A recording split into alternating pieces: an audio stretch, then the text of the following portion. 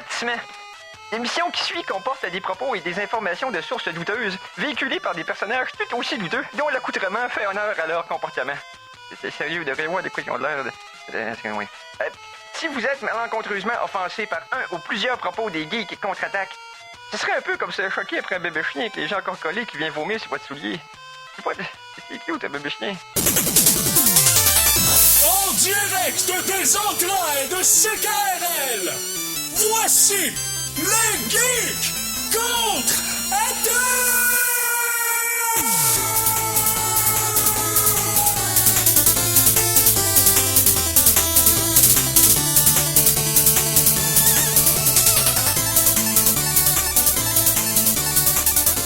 Samedi le 25 juin 2020, bienvenue à cette nouvelle édition des Geeks Contre-Attaque.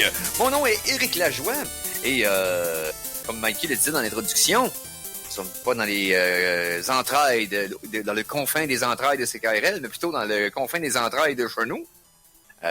Encore et toujours en enregistrement confiné. Mais je ne serai pas seul. Non! Vraiment pas. Tout d'abord, parce que il permet à tout ça d'arriver. Stéphane Goulet, salut Mister! Yes, encore très content d'être là cette semaine. Yes, il y a eu un événement important dans ta vie. Dans ma vie, tu dis, effectivement, j'ai tellement hâte d'en parler.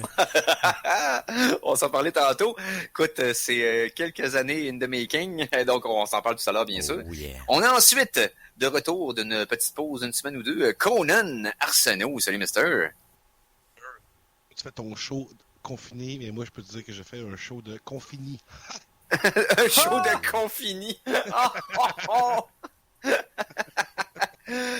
Oh, man.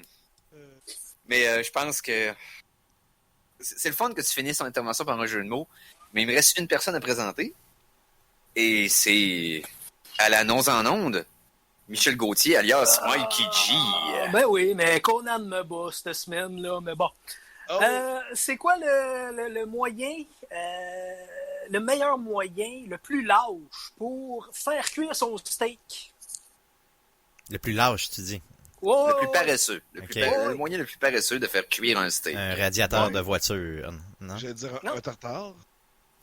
Non, parce qu'un tartare, tu le fais pas cuire. Non, c'est bien simple. Tu te prends plusieurs cartes de crédit, tu les loads au max, puis t'attends que les huissiers viennent te le saisir. Oh. Elle est bonne. Par contre, pour avoir la formation d'huissier, je suis pas mal sûr que tu peux pas saisir du steak. Là. Ah, ben, Je viens de briser ton plaisir, c'est ça. Ça fait des années que tu fais ça, Stéphane. J'ai la formation, mais je l'ai jamais exercée. Okay? Bon, ben c'est de même qu'on commence, ça là. Vous l'avez dit que Conan me battait. Pourquoi je t'ai présenté en dernier? C'est encore de ma faute. On y va en geektualité d'abord.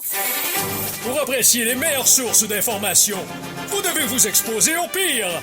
Voici la Geektualité.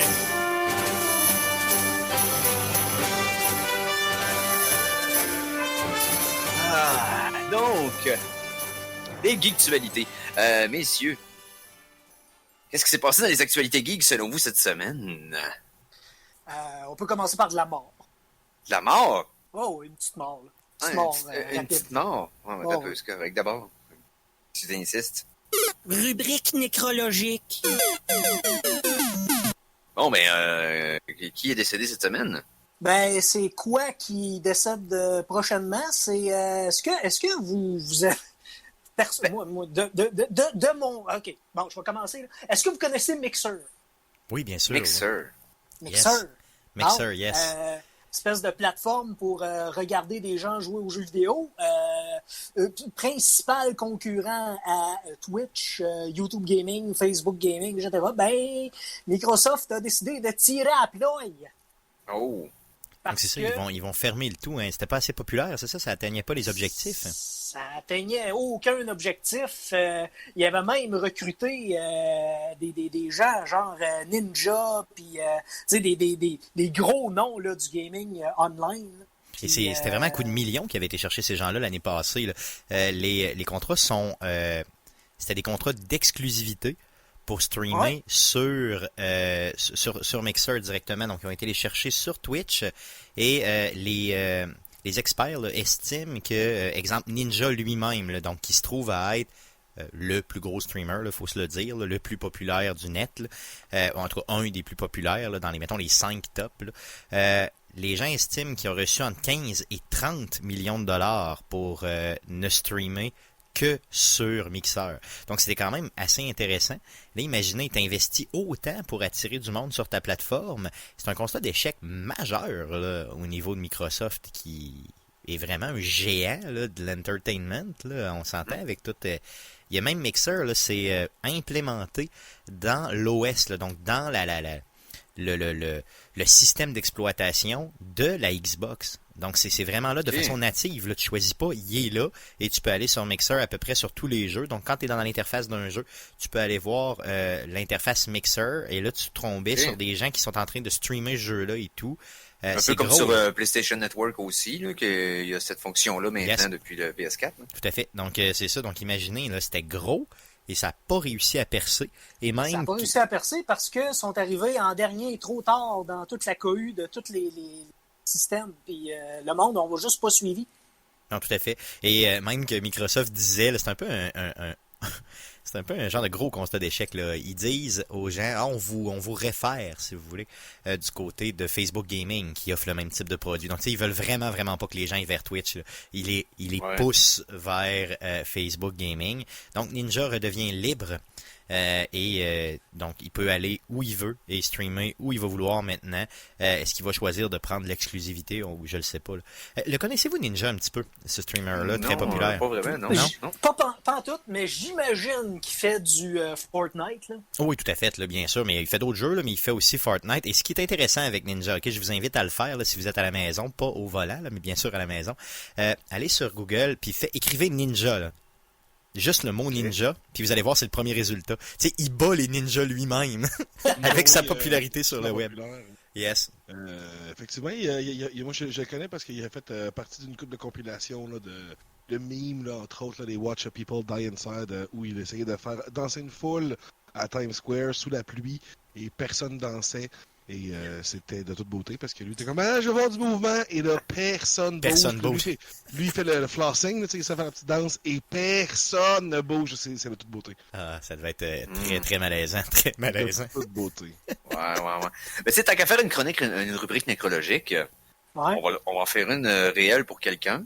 Parce qu'il y a quelqu'un qui est décédé entre l'enregistrement de la semaine dernière et la diffusion de l'émission. Donc c'était le 19 juin, vendredi dernier. Puis dans le cinéma, c'est quand même une figure connue. On parle de Ian Holm.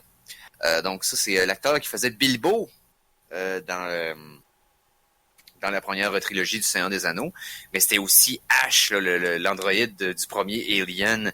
Il était dans Naked Lunch de Cronenberg. Il était dans tellement drôle, là. Écoute, dans... Le père Vito Cornelius dans le 5e élément. Oui.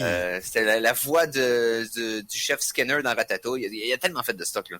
Ian Holm, donc, qui est décédé des suites de la maladie du Parkinson. Il avait été âgé de 88 ans. Il est mort à un hôpital de Londres la semaine dernière. Il y a un autre décès, tant qu'à ça. Mm-hmm. Décès du réalisateur Joel Schumacher.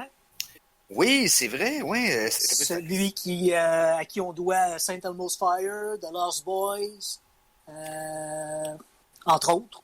Donc, oui, tout à fait, oui. Qui est en 1939 à New York et est décédé. Oui. Et tu sais de quoi il est décédé? Oui, ben là, j'essaie de voir là, les raisons du décès. Là. Il était âgé de 80 ans, donc décédé lundi dernier, le 22 juin. Et selon ce que je peux voir ici, dans le fond, y a-t-il une raison du décès? C'est lui qui avait produit les 2 Batman qui avaient été le plus controversés dans les années 90, là, dans le fond, Batman and Robin et Batman Forever. Question quiz. Oui. Pour vous trois, votre film préféré de Joel Schumacher, mettons. OK, ben si je regarde la liste, il est mort du cancer, soit dit en passant, à l'âge de 80 ans. Là, je regarde sa liste. Écoute, il a fait The Lost Boys, Flatliners. Je pense que c'est Flatliners, mon préféré, vraiment, et de loin. Là. Moi, j'ai adoré ce film-là. Flatliners, ben oui. Ouais. La chute, Falling Down avec Michael Douglas. Oh, hey, oui. Ça c'était bon aussi. Non, j'hésite entre Flatliners et celui-là. Ouais. Mais moi, là, je vous dirais, parce que je l'ai écouté pendant le défilm, puis parce que c'est peut-être un de ces films qui a passé un peu sous le radar, là, Phone Booth avec Colin Farrell. C'était surprenant comme film, honnêtement. Ouais, Je me souviens de voir ça au cinéma, puis c'est une belle petite surprise. Oui, la cabine. Donc, il se passe tout dans une cabine téléphonique où ce que le gars il est comme dans un genre de prise d'otage, entre guillemets, avec un tueur au téléphone. Donc, Phone Booth en 2002 qui était malade. Non, il a fait une couple de gros films. Moi, j'hésite entre deux. OK, c'est-à-dire... Batman Forever ou Batman et Robin. Ah, come on. Ah, et une autre chose qui est drôle, il a pas juste été réalisateur, il a aussi été scripteur. Et il a scripté un film de Sidney Lumet. Vous connaissez Sidney Lumet parce que c'est le réalisateur de 12 hommes en colère, de 12 Angry Men, qui est un classique du cinéma moderne. Mais Sidney Lumet, il a aussi dirigé un film un peu lame pour les geeks, que c'est Schumacher qui a écrit. Et je parle ici de... Ah non, je me suis trompé complètement. Ah non, ok, oubliez ça. J'ai rien dit. C'est bon, j'ai C'est mal pas comme lu. si on préenregistrait puis qu'on pouvait le couper, puis là, on le coupera pas. On le coupera pas. Parce qu'on est intègre. Je pensais avoir lu The Wizard puis c'était The Wiz. Fait que c'est pas pantoute la même Ouais, c'est pas la affaire. même chose. Fait que, hein. C'est ça. oh non, c'est vraiment pas, là. Mais C'est pas le vraiment pas. sorcier. C'est pas le sorcier, c'est la pisse. Non, pas The Wiz avec un H. Non, The mais Wiz, là, c'est aussi le sorcier, mais c'est un Mais là, genre de... Il a scripté quoi, là? Il a The scripté The Wizard. Wiz en 1978. Mais il a scripté The Wiz, oh my god! C'est un genre de comédie musicale basée sur le Wizard of Oz. Ah, c'est le Black Wizard of Oz, man. C'est Wizard of Oz à New York, man, avec, entre autres, Michael Jackson qui fait l'épouvantail et il demande où sont les petits garçons. C'est Je te vrai? dis pas, là. Voyons donc, c'est Oui, tombé oui, malaisant. Non, ce film-là, c'est un génie de what the fuck tout le long, là. Ça se passe dans le Bronx, mais c'est tout du monde black. Puis c'est sérieusement, là, c'est un what in the fuck tout le long. Ça va Hey, Richard Pryor est là-dedans. Oui, Michael non, Jackson. non, Hey, écoute, c'est... Le cast est absolument fou dans la tête. Les films sont pas écoutables. C'est une orgie de whatever. Ce film-là, écoute, c'est à voir. Tu viens de me le vendre solide. OK, Hey, bon, hey, ben regarde, je me suis trompé, mais d'une bonne façon. C'est un heureux accident. Est-ce que je peux parler de quelque chose aussi qui s'est produit Oui. entre le dernier enregistrement qu'on a fait et la diffusion du show la semaine passée? Quelque chose de majeur qui s'apparente un peu au décès, vous allez comprendre pourquoi. Le jeu Cyberpunk 2077 a été reporté du 17 septembre au 19 novembre, donc de pratiquement 2 mois. Et quand je parle de décès, c'est que j'étais un petit peu mort à l'intérieur quand ça a été annoncé. Non. Ah Mais oui, non. ah oui. C'est juste 2 mois. Ils nous doivent rien. Non, Ils mais sortent écoute quand bien, ils sortent. écoute bien, That's là, it. quand tu annonces un film en 2012, un jeu en 2012, et que tu le reportes 4 fois, tu sais, à un moment donné, je veux dire, je suis C'est 2 d'accord. mois. Non, je comprends, mais come on, tu sais, j'aimerais bien ça là, qu'il sorte cette année pour le vrai. Là. Donc, du 17 septembre au 19 novembre. Donc, mettez cette nouvelle date à votre agenda. J'étais tanné des 19 jeux qui novembre. sortent botchés, puis Non, mais celui-là, qui il est sortent prêt. quand ils sont Là. prêts. Il est prêt, là. Il est prêt, ce jeu-là. Là. Ça fait Ah oui, 8 mais ans il est ferme qui travaille dessus, même si c'est pas 10. Là. C'est assez, Oui. c'est prêt. Donc 2 mois sur 8 ans, c'est rien. Non, Arrêtez c'est de sûr. faire vos enfants. Je Ils suis un sortiront, mais enfant. qu'ils sortent. Donc, je suis mort un petit peu à l'intérieur. Je suis mort un petit peu. Est-ce que Last of Us était moins bon parce qu'ils l'ont poussé de 2 mois? Non, mais ça, c'est pas Bon, pareil. ben c'est ça. Non, regarde, là, c'est pas pareil. C'est correct. Regarde. Oui. Stéphane, Oui. en passant, là, je sais que tu vas nous parler de Last of Us 2, ça Non. pas le choix. Non. J'aimerais beaucoup ne pas avoir de spoiler. Non, tout à fait, inquiétez-vous pas. Ok. Je peux vous garantir. Donc, j'ai passé déjà à 2 shows. Ben, mon propre show, là, Arcade Québec, et j'ai été à un autre podcast qui s'appelle Play Heure, là, Play Heure, là, si vous voulez. Et est-ce que je vous invite, bien sûr, à aller voir l'épisode 75 que j'ai fait là-bas. Le jeu, ça faisait même pas 24 heures qu'il était sorti et j'ai été faire un show avec eux. J'ai parlé 1h30 de temps, pratiquement sans arrêt seul, et je n'ai fait aucun spoiler. Donc, inquiétez-vous pas. Si vous écoutez le show et vous avez peur des spoilers, donc des divulgagements, chers, Oui, peu importe. oui. Donc, je n'en ferai pas, je vous le garantis, au niveau de The Last of Us. On fera cet exercice-là un petit peu plus tard là, dans le show. Yes. Bon, ben regarde. On va y aller à la musique d'abord. Ouais. La chanson de la semaine! Alors, chanson de la semaine numéro 1. C'est une tune que j'avais été chercher sur World Cup Remix il y a quelques semaines, mais que j'avais pas encore réussi à plugger parce qu'il y avait tout à d'autres choses, puis il y a eu le 400e, puis il y a eu tout ça. Là, on est rendu à l'épisode 404. Ah, et puis en passant, j'ai oublié de donner le numéro d'épisode aujourd'hui, l'épisode 404. C'est ce qui explique, pour ceux qui se posaient la question, Le changement de bannière. le changement de bannière sur Facebook. Donc, erreur 404, c'est qu'on est l'épisode 404, là, juste pour... en cas que ça allait éluder quelques-uns de nos auditeurs. Donc... Ben oui, et plusieurs personnes nous ont écrit d'ailleurs, puis hey, est-ce qu'il y a un problème avec votre page? il fallait qu'on le fasse. Écoute. Donc, le remixeur Forest Elves, qui reprend une pièce de Final Fantasy VII, et ça coïncidait, dans le fond, ça coïncidait pas, mais ça a été écrit, inspiré par, bien entendu, la sortie du remake. Donc, on parle de la chanson de Cosmo Canyon, donc la pièce de Red 13, si vous vous rappelez bien. Ça s'appelle Howling Wind. On va écouter ça, dans le fond. Oh Geek, contre-attaque.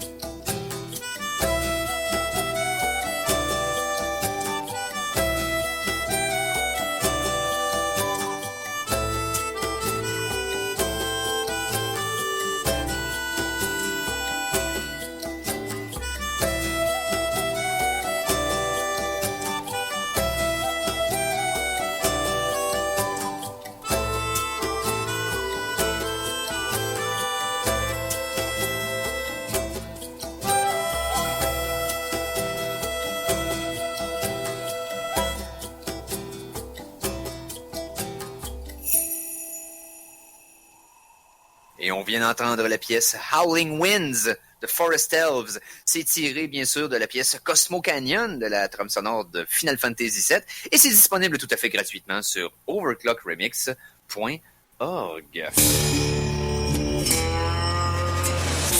nous apprêtons à vous entretenir de faits vérifiables, véridiques, éprouvés. Mais pour combien de temps? Chronique Science.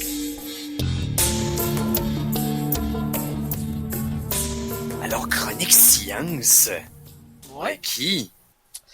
Là, je vais parler de quoi de vraiment cool qui s'apparente à la planète des singes. Des chercheurs ont réussi à pirater l'évolution. OK? Ils ont reproduit en accéléré la transformation du cerveau du singe vers le cerveau humain avec un gène qui augmente le nombre de cellules souches de neurones. OK? Ils ont fait ça sur des ouistiti. Évidemment, pour des raisons éthiques, ils les ont pas fait naître, OK? Parce que ça a marché. Oh! Ça a marché. Le gène a été implanté chez des embryons de ouistiti 3 à 5 jours après l'ovulation. Puis, ils ont ensuite laissé les embryons grandir jusqu'à l'âge de 101 jours, c'est-à-dire 50 jours avant la date de naissance normale. Puis, ils ont constaté 3 évolutions majeures dans le développement cérébral de ces singes-là, c'est-à-dire une augmentation de la taille du néocortex, néocortex qui est propre à l'humain. Là. On s'entend là, la taille de notre néocortex, c'est ce qui fait de nous des êtres pensants et conscients de notre propre mortalité, entre autres. Une configuration en plis, c'est-à-dire, tu sais, notre cerveau, là, il est comme plein de plis. Là. Oui. Ça permet chez l'humain d'augmenter la taille de notre cerveau tout en tenant dans notre boîte crânienne qui n'a pas vraiment augmenté. Et une augmentation du nombre de cellules progénératives des neurones. Donc, ceux de la couche supérieure, ça joue un rôle essentiel dans l'évolution cérébrale chez les primates. Donc, ils ont réussi juste à... c'est ça, je capote. Là. Ils ont juste réussi. Tu sais, si ces ouistiti-là auraient été nés, auraient venu au monde, qui sait ce qu'on aurait pu faire avec eux autres? Qui sait qu'est-ce qu'eux autres auraient pu faire? Mais Mikey, je veux dire... Ça devient des whiz gros. Ah, come on. Ah. De façon là, officielle, ils ont pas fait naître, mais de façon officieuse, honnêtement, là, t'as ça dans les mains. Là. T'es un chercheur, t'as travaillé là-dessus toute ta vie. Là. T'es laisses pas naître, pour le vrai. Je veux dire, pour une question d'éthique, moi je comprends que c'est tout à fait dégueulasse, là, mais non. Tu sais, t'as pas une genre de... Tu sais, je suis pas mal sûr qu'il y a quelque part, il y a quelqu'un qui va le reprendre, ça, là. Je t'explique, Stéphane, OK? C'est que je pense que ce qu'ils veulent faire, dans le fond, c'est que s'ils sont capables d'accélérer l'évolution du cerveau, OK? Ça va être plus pour traiter des maladies dégénératives au cerveau. Oui. Parce que s'ils sont capables de restarter, dans le fond, génétiquement parlant, la croissance cérébrale, tu parles potentiellement d'éliminer la maladie de Parkinson puis la sénilité au troisième âge. L'Alzheimer, j'imagine aussi et tout. Ben oui, l'Alzheimer, puis écoute, Parkinson. Mais j'aimerais bien qu'on fasse des avancements au niveau de l'Alzheimer, parce que dans ma famille, on en est tous pris ou à peu près. Donc, déjà, je commence à oublier des choses. Vous êtes qui, vous? Qu'est-ce que je fais ici? L'Alzheimer, c'est à cause d'une calcification d'une protéine spécifique dans le cerveau. Je ne sais pas si cette étude-là pourrait faire en sorte de régler le problème. Non, mais c'est sûr que fair enough. Mais je veux dire, n'importe quelle étude qui dans le fond, qui joue au cerveau, qui trouve des façons d'accentuer la croissance cérébrale va aider d'une façon ou d'une autre. Là. Ne serait-ce que par la méthode ou par peut-être... je m'avance, là, mais tu sais, j'imagine que... Ah, les gars. Bon, ben, Eric a parlé à travers de son chapeau. Ben oui, on fait tout ça au Geek Contre-Attaque. C'est ça qu'on fait, voyons donc. Marque de commerce. Yes, on en est fiers. Il reste-tu du temps? J'ai 2 nouvelles courtes. OK. Ben, vas-y avec une courte. Il nous reste 3 minutes avant la pause. Ah, 3 minutes. Ben, il y a la course à l'ordinateur le plus puissant du monde. Oui. Qui se continue, en fait. Il y a les Japonais qui ont fait un super ordinateur qu'on dit classique, le plus rapide au monde, c'est-à-dire 2 fois plus puissant que le dernier qui était le supercalculateur américain Summit. Donc, ce nouveau superordinateur-là s'appelle Fugaku. Un autre nom pour dire le mont Fuji en japonais. Puis, il est 2,8 fois supérieur à la vitesse de calcul à celle de Summit. C'est-à-dire 415,53 pétaflops. Oh, C'est c'est quoi un malade. pétaflop? M'a pétaflopé à la gueule, mon... c'est quoi un pétaflop? Je ne sais pas, mais c'est gros en grip. Ouais, ça va être big. Non, c'est ça. C'est vraiment immense comme puissance de calcul. Ils vont s'en servir pour faire des recherches sur la COVID-19, évidemment, pour modéliser la manière dont les gouttelettes produites en respirant peuvent se disséminer dans un bureau ou n'importe quand les fenêtres sont ouvertes, là, comment les postillons s'en vont dans le vent. Mais je veux vous parler d'une compagnie qui fait des thermostats qui, eux, ils ont décidé en mars dernier de se lancer dans l'informatique quantique. Je vous parle de Honeywell. OK. Honeywell qui est en train de faire un ordinateur quantique qui va rivaliser avec IBM, dont le système disposait de 32 qubits. OK? Ben, Honeywell, lui, va en faire un à 64 qubits. Donc c'est très très petit, là, c'est ce qu'on veut dire, là, c'est ça? Ben, en termes d'ordinateur quantique, je suis pas sûr, mais je pense que c'est encore plus puissant que l'ordinateur japonais, là, parce que c'est un autre calcul Ok. complètement. Là. Mais, Aïe, aïe. bon, puis en plus, Honeywell, qui, je vous le rappelle, fait des thermostats, mais pas seulement ça, là, ils ont diversifié leur truc. Là. Honeywell ambitionne de décupler ce volume de qubits chaque année pendant 5 ans. Ouch. Donc, je sais pas où ils prennent tout leur savoir-faire scientifique, mais ils ont l'air d'être ambitieux. Mais Ils tant qu'à être spécialisent. Oui. Ils se spécialisent, entre autres, dans l'électronique, oui, mais dans plusieurs secteurs aéronautique, défense, bâtiment. Donc, c'est pas juste des thermostats. Yes. Bon, ben, les Geeks contre-attaque, nous, on va essayer de faire décupler les finances de CKRL, puis on va leur permettre de faire une petite pause, puis on revient tout de suite après pour la suite de cette émission des Geeks contre-attaque. Bonjour, c'est Gilles Dor. Je vous salue depuis la France. Bravo à votre émission, les Geeks contre-attaque. Je vous aime tous. Continuez à passer mes chansons. Je vous aime. Merci, Gilles, on t'aime aussi. Donc, Gilles, on t'aime. deuxième partie de l'épisode de cette semaine, le samedi 28 juin 2020. Je pense que j'ai dit 25 au début du show. Hein. Ça se peut. Ah oui. On t'écoute pas tout le temps, tu sais, veux dire. Non. Bon, au moins, les auditeurs m'écoutent. Ouais, j'espère. Parce que sinon, si les auditeurs m'écoutaient pas tout le temps, ils vous écouteraient pas non plus. Hein? Yes. Est-ce qu'un auditeur qui écoute est un écouteur, est un auditeur? Est-ce qu'une émission pas écoutée existe? Est une émission? Ben oui, exact. Ouais, C'est ça. Effectivement, c'est que l'arbre qui tombe dans la forêt. Là, Ouais, c'est ça, exactement. Ouais, c'est parce ça. que l'émission sur les ondes que personne n'écoute. Oui, parce que les ondes servent à protéger l'humanité. Ouais, tout à fait. Donc, même si on n'est pas entendu, on a un higher purpose. Tu comprends? Est-ce qu'une chronique cinéma, si les cinémas sont fermés, est quand même une chronique cinéma? Chronique Cinéma!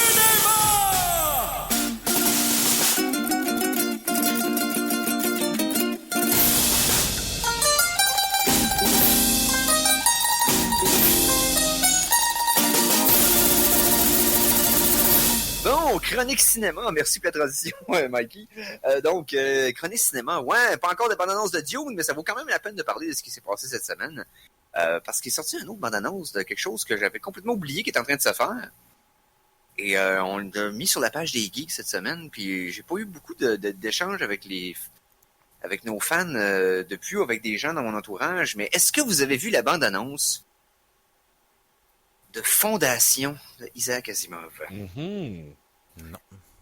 Non, tu l'as pas vu? Non, j'ai pas vu de Oh, mon ouais. côté. Je pense que tout le monde l'a vu sauf moi, donc je vais m'abstenir. OK, bon. Fait que, hey, c'est deux biens pour un mal. Donc, non, c'est ça. Ouais, la bande-annonce de Fondation, donc c'est une série qui est produite par HBO, si je me trompe pas. Non, excuse-moi, Apple TV. C'était supposé être HBO, finalement, c'est Apple TV qui a pris la balle au bon. C'est une série, dans le fond, une mini-série qui va sortir en 2021. Ils ont réussi avec cette bande-annonce-là à me faire, parce que là, je l'ai gratuitement, Apple TV, Apple Plus. Mm-hmm. Ils ont réussi à se sécuriser un abonnement payant pour 1 an au moins avec ça. En ce qui me concerne, tout ce que j'ai à dire à propos de cette bande-annonce-là, Apple a du budget. Parce qu'on voit rien. On sait pas ce qui va... On sait pas. Non, c'est ça. Il y a aucun indice de l'histoire ou du scénario ou de où c'est que ça va s'en aller. Cependant, visuellement, mon Dieu Seigneur, Ça fait longtemps que j'ai pas eu une vibe sci-fi, le fun comme ça dans le corps, là. J'ai hâte de voir. J'espère que ça sera pas. J'espère que les protagonistes puis les revirements du script seront pas modernisés à la sauce. Tout le monde est important, puis tout le monde mérite sa place. Puis moi, tu vois, quand j'ai vu le trailer, là, ça m'a pas déçu, mais c'est parce que ça m'a rien rappelé. Puis je les ai lus, les livres, puis je les avais aimés. Mais je m'en souviens pas tant que ça. Puis ça m'a rien rappelé des livres. Et j'étais comme, ouais.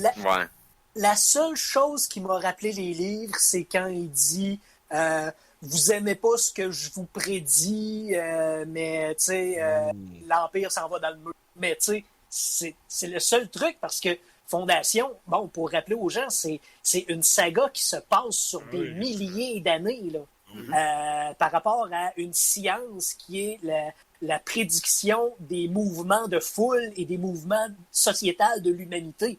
Mais... C'est un des piliers de toute l'histoire de la science-fiction. Okay? Oui, c'est sûr. C'est Asimov. J'ai pas besoin d'expliquer qui est le personnage. Mais pour ce qui est de... C'est certain que de prendre quelque chose à cette envergure-là et de le compacter à l'intérieur d'une série, c'est certain que ils vont essayer de faire une version très facile à consommer, right? Parce que ça faisait partie des œuvres qu'on se disait dans le passé, là, pendant 10, 20, 30 ans, que ça allait pas être adaptable sur d'autres médiums que dans un roman, tu sais. J'ai hâte de voir ce qu'ils vont faire avec ça. C'est certain qu'il ne faut pas s'attendre à un réplica genre hyper fidèle au matériel source, mais tant que ça en est inspiré puis que le ton est là, je suis in. Mais ce que Conan dit, c'est pas faux, là. C'est que ça rappelle très peu le matériel source. Mais visuellement, par contre, c'est hot. Fait que là, je suis comme j'ai hâte de voir la musique, j'ai hâte de voir de quoi ça a de l'air. Je suis intrigué. Parce que ça a l'air, au moins, on dirait que le budget et l'envergure de la série semblent à la hauteur du matériel. Tu sais, ils ont pris ça au sérieux puis ont mis le budget qu'il fallait. C'est pas genre la version Sci-Fi Channel des années début 2000 là, qu'ils auraient faite. C'est sûr que la facture visuelle est belle. Là. Ça n'a pas l'air de cheapette produit comme, mettons, la série télé de Dune. Mais tu sais, la facture visuelle, ouais, ça a l'air correct. Mais tu sais, en même temps, la facture visuelle de Star Trek Discovery était très bonne aussi, puis le matériel était pas yaourt, puis Picard, c'est pareil. Fait que tu sais... Ouais. Fait que là, on peut pas juste se fier là-dessus, mais en tout cas, j'ai quand même eu des émotions. Drôle de feeling de payer 1 an d'abonnement d'une plateforme de streaming pour avoir peur d'être déçu. Mais, je veux savoir, Mikey, moi je connais rien de cette plateforme-là là, au niveau d'Apple. Est-ce que ça vaut vraiment la peine? Je veux dire, y a-tu autre chose que ça qui s'en vient? Ou y a-tu quand tu logs là-dessus, je veux dire, y a-tu quelque chose qui vaut la peine? Ou c'est juste d'attendre après ça? Faut que tu sois curieux, faut que tu oses aller écouter des trucs. Chose que j'ai pas assez fait, peut-être dû au fait que je manque de motivation parce que j'ai pas payé une scène pour.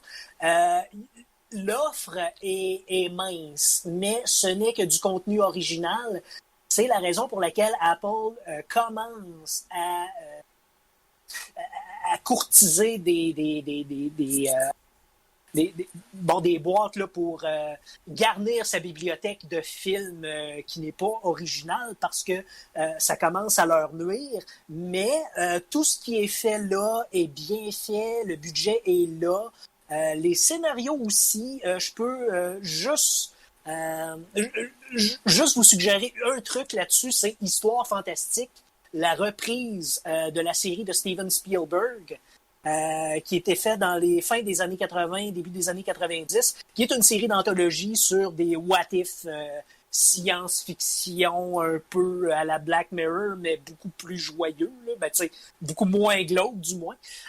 Ça, c'est bien fait. C'est la seule série que je me rappelle que j'ai écoutée et que j'ai aimée. Sinon, c'est du Oprah, puis c'est du... je sais pas, mais l'offre est mince, mais est diversifiée quand même, tu sais. OK. Hey, est-ce que vous me permettez de faire une transition? Tu viens de parler de Spielberg, on parle de sci-fi. Ça me tente de faire une critique en retard. Ah oui, là? Mais vas-y fort. On n'a pas le temps de tout voir, tout jouer, tout entendre. C'est la raison pour laquelle nous vous présentons la critique en retard.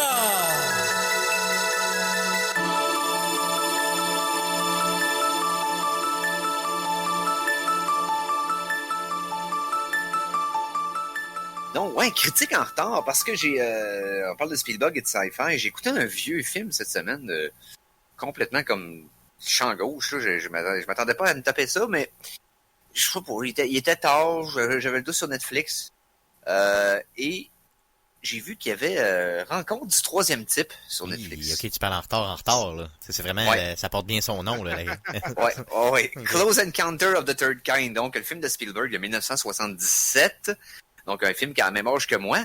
C'est si vieux que ça, honnêtement, pour le vrai. Aïe, aïe, 77. Ouais. Aïe, Ouais, aïe. c'est sorti le même mois que Star Wars, en fait. Ben, voyons donc. Tu sais, Ok. oui, non seulement c'est sorti le même mois, mais en plus, Spielberg et George Lucas, à l'époque, étaient déjà des contemporains et avaient eu un genre de gageure entre amis sur lequel de leurs films respectifs allait avoir le plus de succès. Oh, ok, il y a Fait quelqu'un que qui a ça, gagné. Hein. Ben, je te dirais qu'ils ont fait un genre de gentleman agreement entre eux autres, puis ils se sont donné un pourcentage chacun des recettes du film de l'autre. Oh, ok. Spielberg, aïe, aïe. présentement, a 1,5, je pense, % des revenus de Star Wars. Le premier, là, Le A premier New Hope. seulement, oui, mais quand même, c'est de Ouais, l'argent maudit. exactement. Là. Et Lucas a 1,5 de Rencontre du troisième type. Je peux te dire qu'il y en a un qui a gagné sa gageure, mais c'est un méchant temps, là. Non, c'est ça, dans le fond, il redonne pas d'argent. Là. Non. Il y a juste Spielberg qui ramasse du cash, puis c'est tout. Là. C'est ça, il est ramassé à la terre. Là. Mais bon, le point étant que j'ai réécouté ça. La dernière fois que j'avais vu le film, j'avais à peu près 8 ans. J'avais écouté ça avec mes parents, dans le fond, dans le salon. J'ai petit cul sur le divan pour écouter un film de science-fiction. T'sais. Et c'est un film qui avait un gros impact sur moi quand j'étais jeune. Okay?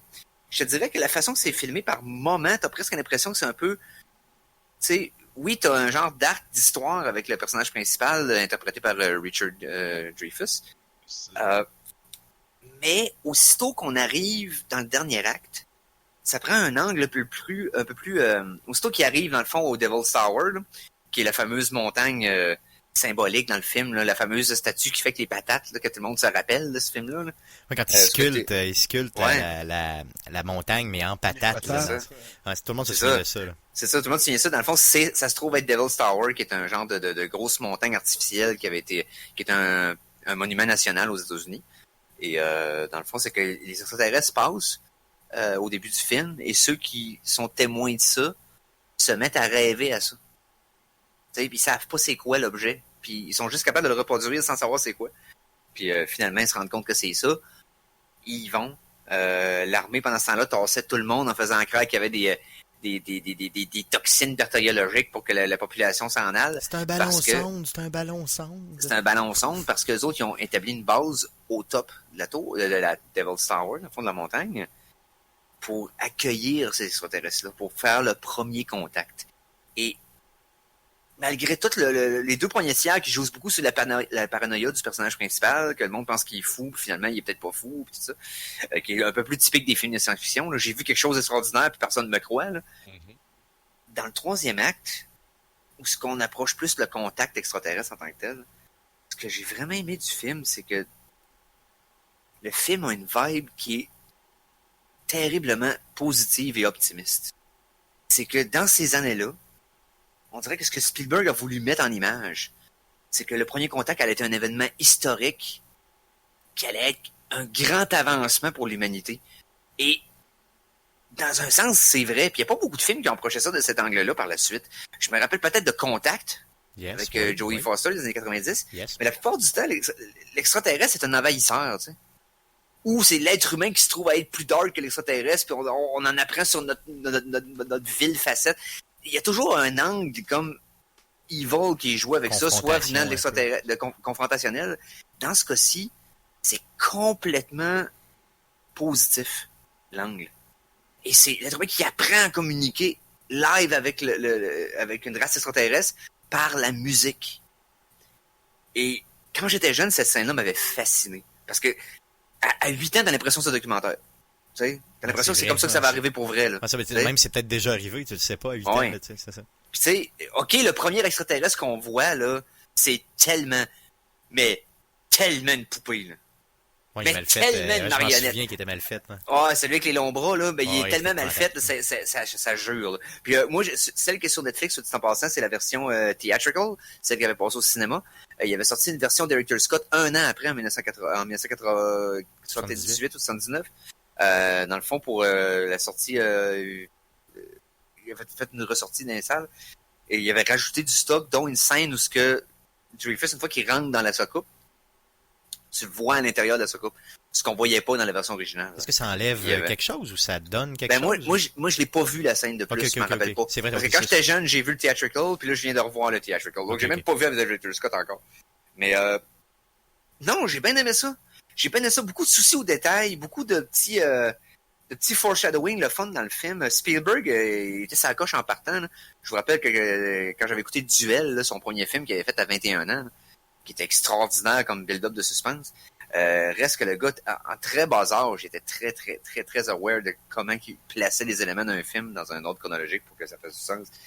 J'ai bien aimé ça. Le film a mal vieilli par bout, là, on se le cachera pas, mais j'ai adoré le message. Puis je trouve que c'est ça un peu qui a fait en sorte que les Star Trek sont devenus poches depuis une quinzaine d'années. Okay. Les Star Trek avant étaient positifs. Ils disaient la race humaine va aller dans l'espace, va essayer de rencontrer d'autres civilisations et d'évoluer vers une version supérieure de ce qu'on était. Et depuis 3-4 séries puis une couple de films, c'est rendu une vulgaire rip-off de Star Wars puis Battlestar Galactica. C'est beaucoup d'accent sur les conflits et tout ça. Ouais, puis l'action, puis c'était pas ça Star Trek. C'est comme on en a déjà les autres sci-fi de même. Va pas copier ce qu'il y a partout. Fais ce qui te rend unique puis garde-le, tu sais. Mais non, et je pense qu'il vaut une réécoute pour ceux qui veulent. C'est sûr, je me le retape. Là. Ça doit faire une quinzaine d'années que je me suis tapé ça, puis je me souviens juste des patates, tu vois. fait que, là, tu viens de me rappeler justement, le contact avec la musique et tout ça, là, je m'en souviens parfaitement. Mais après que tu me l'aies dit, j'ai quelques images en tête, mais pas plus que ça. Et je me souviens parfaitement, depuis que tu l'as dit, du premier extraterrestre qu'on voit là, qui est tout à fait dégueu. Là. Mais bon, tu sais, je veux dire, ça fait partie du. Mais je pensais pas que c'était si vieux de ça. Je pensais pas que c'était 77 quand même, c'est vieux. Oui, c'est lundi, c'est dans 43 ans. C'est dans 43 ans lundi. C'est excessivement. Très vieux. Yes, c'est très vieux. Très vieux, proche de l'âge que je vais avoir dans 3 jours. Donc, moi je pense qu'on a assez parlé du film que j'ai vu, parce que là, il va falloir qu'on laisse la place à Conan dans la deuxième partie. Puis j'en ai vu un autre, mais je vais jaser avec lui spécifiquement. Fait qu'on va y aller par la place en musique. Fait que si je regarde ma chanson de la semaine, c'est ici. La chanson de la semaine 2! Alors, chanson de la semaine numéro 2. Je sais pas si on va en faire jouer au complet. On va peut-être la fader out à un moment donné. Elle est longue. Là. Mais en même temps, j'aimerais ça qu'on la fasse jouer au complet. Je vous explique pourquoi. On parle de sci-fi. J'ai tombé là-dessus par pur hasard cette semaine. C'est glorieux et lamentable en même temps. Est-ce que vous connaissez Eminem? Bien sûr. Vous connaissez la pièce Without Me? Ben oui. Ouais. C'est en anglais. C'est dur de rapper en anglais quand c'est pas ta langue. Imagine-toi que quelqu'un décide de le faire en Klingon.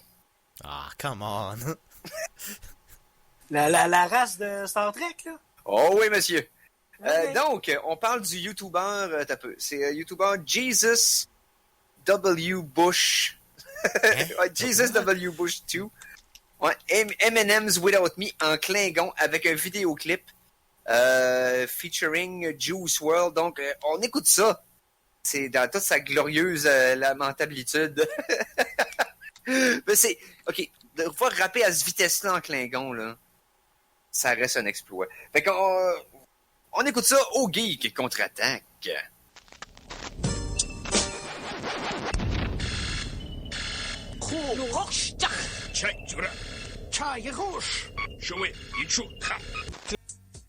On vient d'entendre la pièce Without Me en Klingon. Allez chercher ça sur YouTube. Non, c'est pas malade. C'est spécial. C'est unique. C'est un malade, mais tu sais, pas à affirmer. Tu sais, malade. Non, c'est ça. Non, mais spécial au sens gouvernemental. Voilà, ouais, c'est ça, exactement. Mais il y a beaucoup de travail en arrière de ça. Puis ça compte pour ma chanson douteuse de la semaine, on va dire ça comme ça. Oui, clairement. Parce que clairement, ouais, t'es pas un fan de Star Trek, c'est sûr qu'ils vont dire ça. Je suis pas un fan de rap non plus. La chanson Uber Nerd, là, tu sais. Non, regarde, oui. Oh, et rapper en Klingon, il faut le faire. Mais le gars, il performe. Bref. 100 points pour l'effort. 100 points pour l'effort. Oh, 100 points pour l'effort. Maintenant. Je pense qu'on est rendu à quelque chose d'important. Je pense qu'on est rendu à quelque chose de crucial. Je pense qu'on est rendu à quelque chose de monumental. Je pense qu'on est rendu à ceci. Après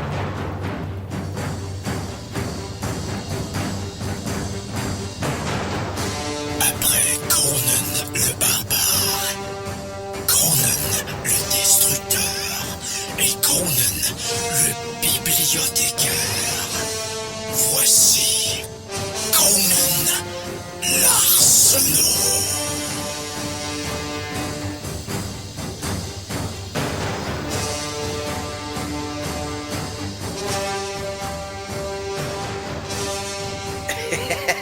Alors, Mikey, t'es content?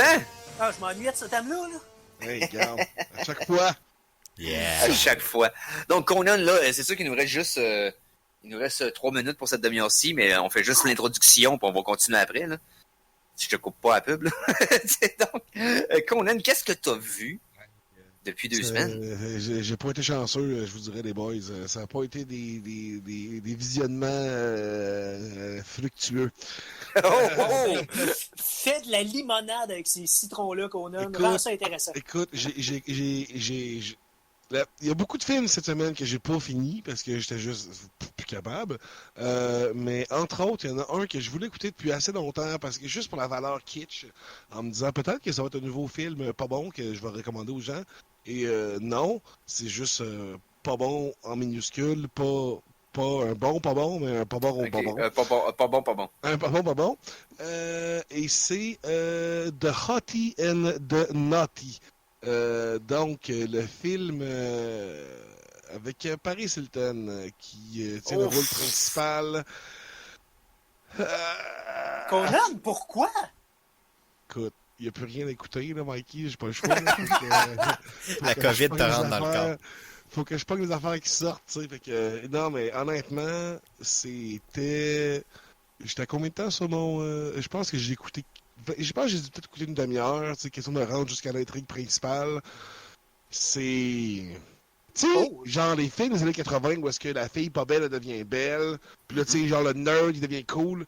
C'est même pas bon comme ça qu'il y a un...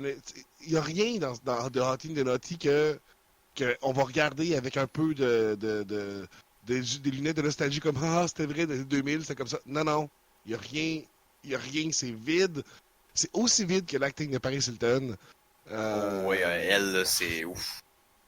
J'étais déçu et triste que ce film-là existe. Tout court, Oh, wow. c'est ça. L'humanité s'en sort moins bien. C'est ça, Oui, depuis ce film-là. littéralement, l'art a souffert à cause de ça. Parlant de Paris Hilton, Conan, est-ce que tu as vu La Maison de Cire? Ah, oui. House of Wax. Juste parce qu'elle se fait killer de façon brutale, mais même ça vaut pas la peine, le film est pas yaourt. Non, mais ça vaut... En fait, je te dirais que House of Wax vaut la peine, peut-être juste pour une seule affaire, puis c'est l'affaire la plus stupide qui vaut rien là, dans la réalité du film, là. Mais me semble qu'un moment donné, Paris, elle touche à de la cire, puis elle dit « It's hot ». Ce qui était comme sa catchphrase, là, tu sais, « That's hot », c'était son... Mais me semble qu'il y a ça là-dedans. Puis s'il y a ça là-dedans, au moins, ça veut dire que ça... Il y a un petit côté de self-awareness, de meme-worthiness, là. Mais il n'y a même pas rien de ça dans le Hottie de Naughty. Il n'y a vraiment rien de... Il n'y a aucune valeur dans ce film-là. OK, bon, ben, regarde. S'il n'y a aucune valeur dans le film, on va essayer qu'il y ait de la valeur dans les prochaines pubs. Hein? On va faire une petite pause, puis on revient après pour le reste des films qui t'ont déçu depuis 2 semaines. Donc, restez avec nous autres. On revient tout de suite après au Geek Contre-Attaque. De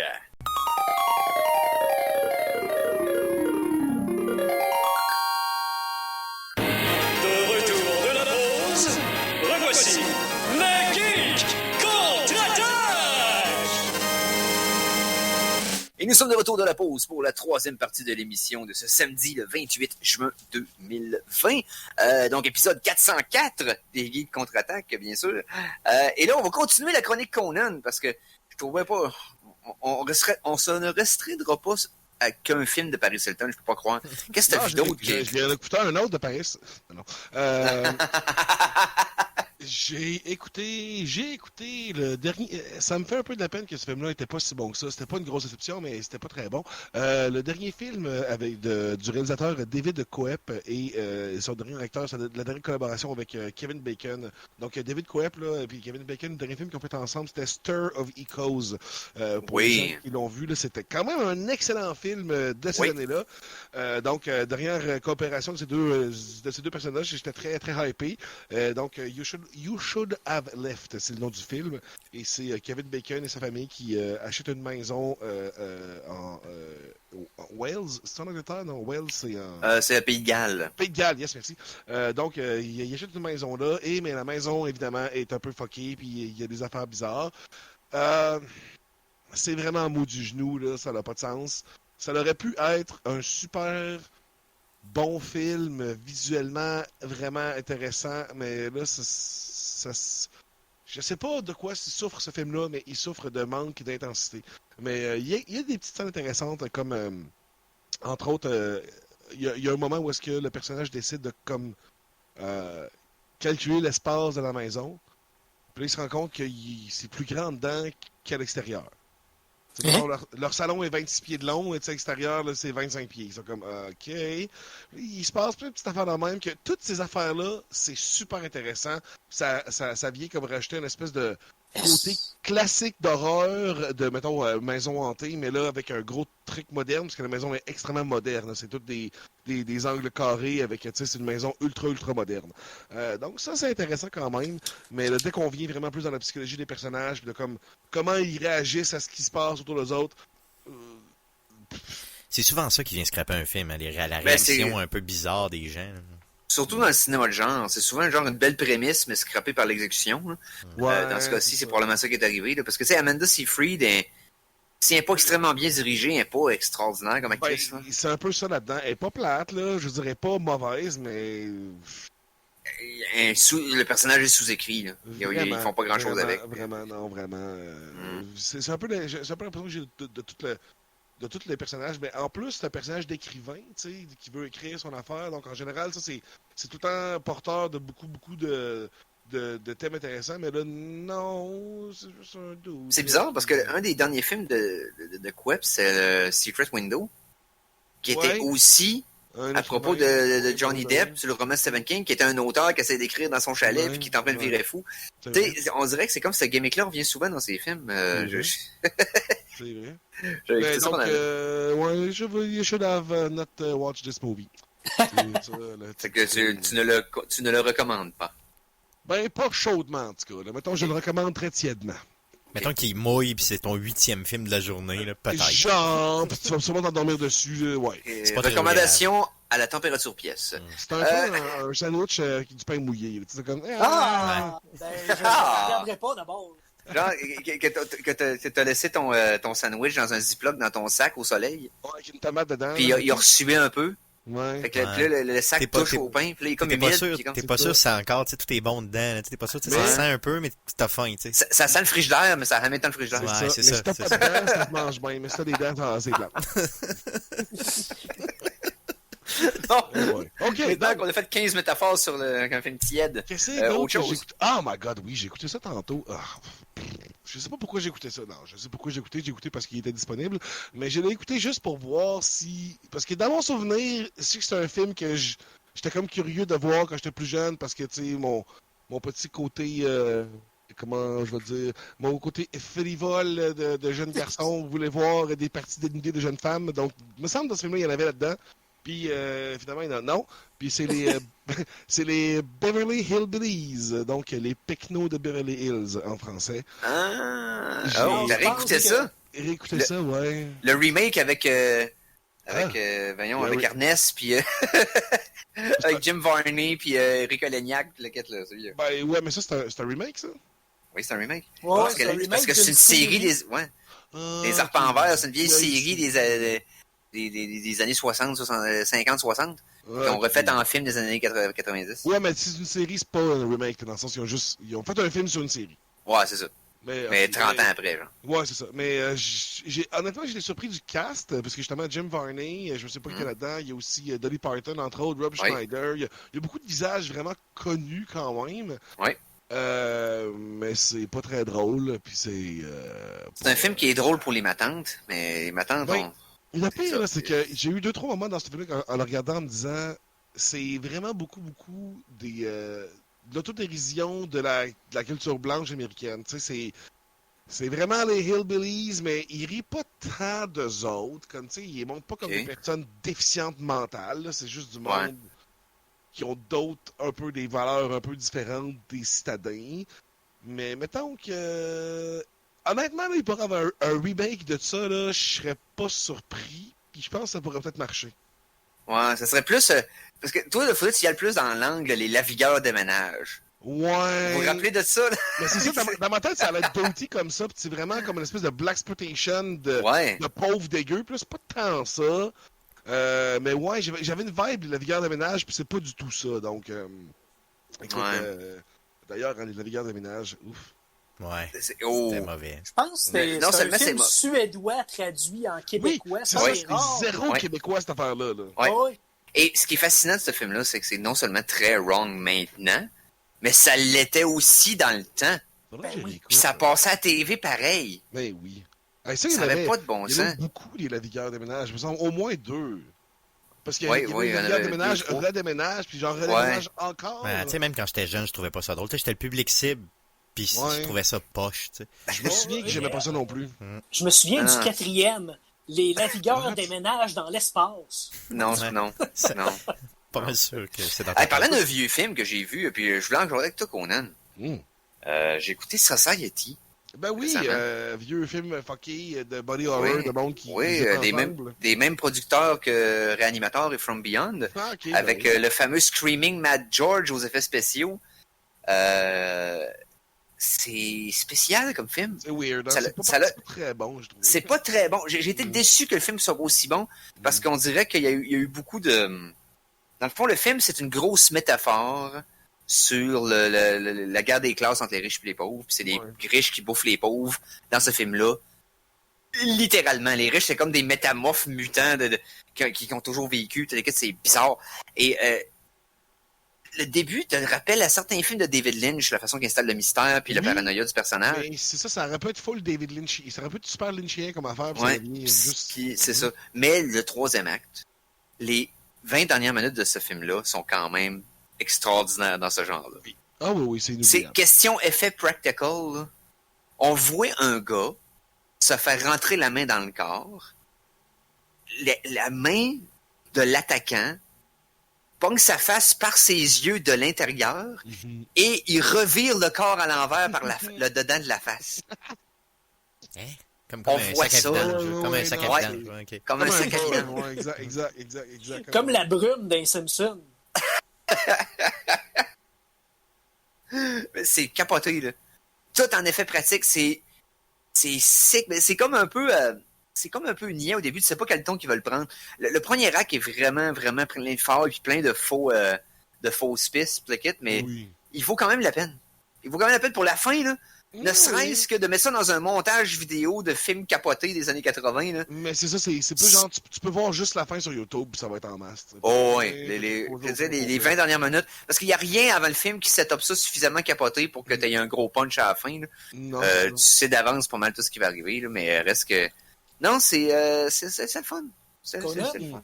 Oui. J'ai une demande / défi, peut-être, en tout cas pour toi, pour la semaine prochaine, pour la prochaine fois, parce qu'on en parlait sur Facebook cet après-midi. Je veux que tu regardes Cuffs. Ok, oui, je vais le réécouter. Cuffs?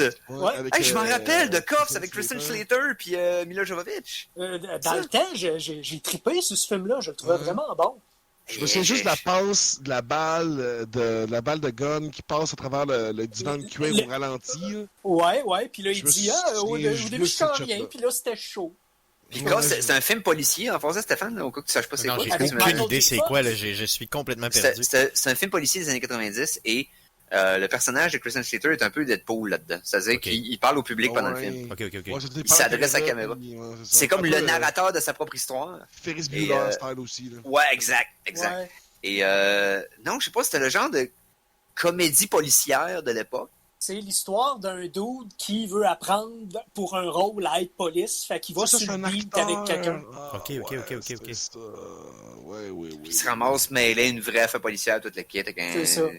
Mais c'est... 1992. J'ai vu souvent quand j'étais jeune, je l'avais tapé sur une cassette en VHS, puis j'avais écouté ça avec mon frère. Mila Jovovich est là-dedans, je veux dire, au sens où elle devait être jeune, là-dedans, Elle solidement. était très jeune. Oh, elle a commencé avec ce film-là, puis avec, dans le fond, Dazed and Confused. Ok. Si vous vous rappelez, dans le fond. Ah oui. Donc, La tête dans les nuages. Mais ouais, il y en a dedans. Ah, Je bah, pense que c'est un de ses premiers films. Elle devait avoir 18-19 ans. là. Ah oui, écoute, Mikey, c'est dans la poche. C'est dans la poche. Je sais pas c'est où, mais c'est là. C'est là. Good! Fait que, garde, merci Conan. Apparemment, il va falloir que tu t'absentes. Ben oui, faut que je me quitte. Faut que tu te quittes. Je dois me quitter. Toi, t'as tout quitté. Fait que, bon, ce qu'on va faire, on va te saluer bien bas. Salut Conan. Puis moi, c'est la seule façon que je suis capable de saluer de toute façon. Donc, on va y aller, dans le fond, en transition avec la tonne 3 de la semaine. Fait que donnez-moi juste une seconde à trouver. Un 17. La chanson de la semaine 3! Alors, chanson de la semaine numéro 3. Et cette fois-ci, Stéphane, Yes. tu as choisi la chanson numéro 3. Oh, Et ça va faire une belle introduction à ta chronique en revenant de la pause. On fait une petite chronique jeux vidéo, parce qu'il est sorti quelque chose. Ouais. Donc, de la trame sonore de Last of Us 2. Et là, on parle de quelque chose qui arrive pendant le gameplay. On dira pas dans quelles circonstances, on dira pas qui, quoi, comment. C'est simplement un cover à la guitare acoustique de Take On Me. Que j'ai écouté à peu près 521 fois depuis que j'ai découvert le tout. Bon, c'est de Last of Us 2. C'est instrumental ou? Non, c'est voix-guitare. Ah, Oui, ok. seulement, oui. Donc, on écoute ça. Au geek, contre-attaque.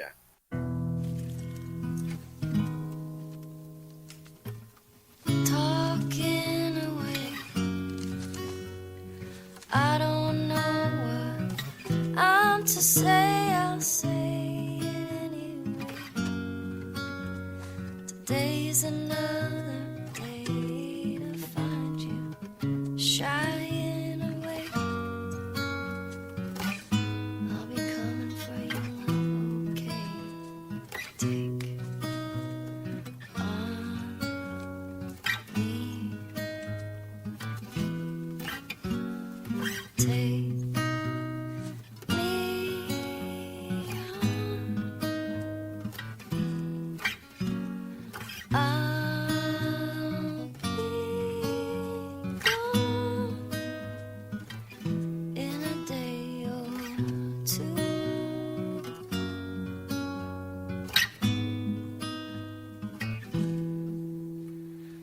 needless to say,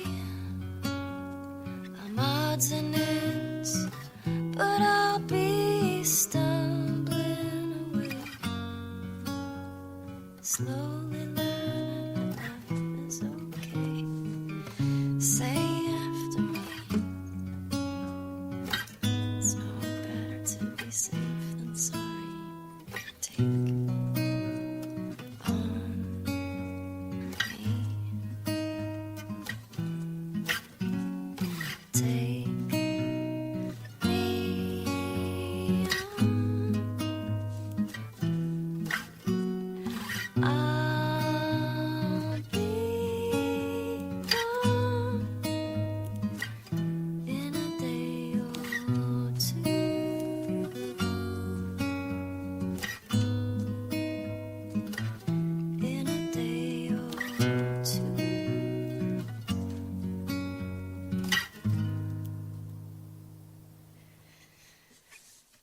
On vient d'entendre la pièce Take On Me, donc de la trame sonore de Last of Us Part 2. J'en dis pas plus parce que ça fait partie un peu de ce qui se passe dans le gameplay, fait qu'on fait pas de spoiler. Oui. On fait aucun spoiler, mais honnêtement, aucun. Si vous avez pas, ça vous a pas fait vibrer une petite corde à l'intérieur, vous êtes pas en vie, honnêtement. Non, mais parlant de ça, parlant de cordes. Afin de vous parler jeux vidéo, voici votre ambassadeur d'ArcadeQuébec.com, Stéphane Goulet! Alors, hey Stéphane! Oh yeah, t'as récupéré le thème, finalement. Ah ouais, Yes, on a malade. le vrai thème d'avant, oui, qu'il n'y a plus le blog d'Arcade Québec dedans. Ouais, c'est ça, j'aime mieux entendre, ouais, c'est ça, Ouais. Arcade Québec. Ouais, merci Ouais, c'est énormément, merci beaucoup. Il n'y a pas de trouble. Donc Stéphane, on fera pas de chronique jeux vidéo aujourd'hui, on fait une chronique Last of Us. Last of Us 2 est sorti! Yes, man! Ah ouais! Donc, Hey, Ça de son système. Chut, chut. Vous avez entendu? J'ai entendu quoi, là? Hein? Ben oui. Qui a entendu quoi? J'ai comme entendu le son d'un nouveau collaborateur, Philippe Jacques. Salut, Mister! oh yeah! Hey, hey, magie, je suis apparu. Yes! Donc, on a échangé un Conan pour un Phil. Eh oui. Fait que, est-ce qu'on a Je sais perdu pas au si c'est un change? mal pour un bien ou un bien C'est pour ça. un mal. Je sais On va pas. le voir à ta chronique tantôt. Mais là, il faut absolument qu'on laisse Stéphane Luce parler de Last of Us. Déblatéré. Donc, donc, vous savez Stéphane. que bon, The Last of Us est sorti vendredi passé, donc le 19, oui c'est ça, donc le 19. Donc j'ai été toute la nuit à jouer au jeu, dans le fond, si vous suivez la page Facebook d'Arcade Québec, vous pouvez voir mon moment d'extase très profond au moment où le compteur tombe à 0 vraiment sur la console parce que le jeu était pré-downloadé. Et là, j'appuie vraiment sur le fameux X de la manette pour être capable de partir le jeu pour la première fois. Et là, vraiment, on entend des bruits très louches de jouissance de mon côté. C'est tout à fait merveilleux. Et C'est là, très humide. mais là, oui, très, très, très humide.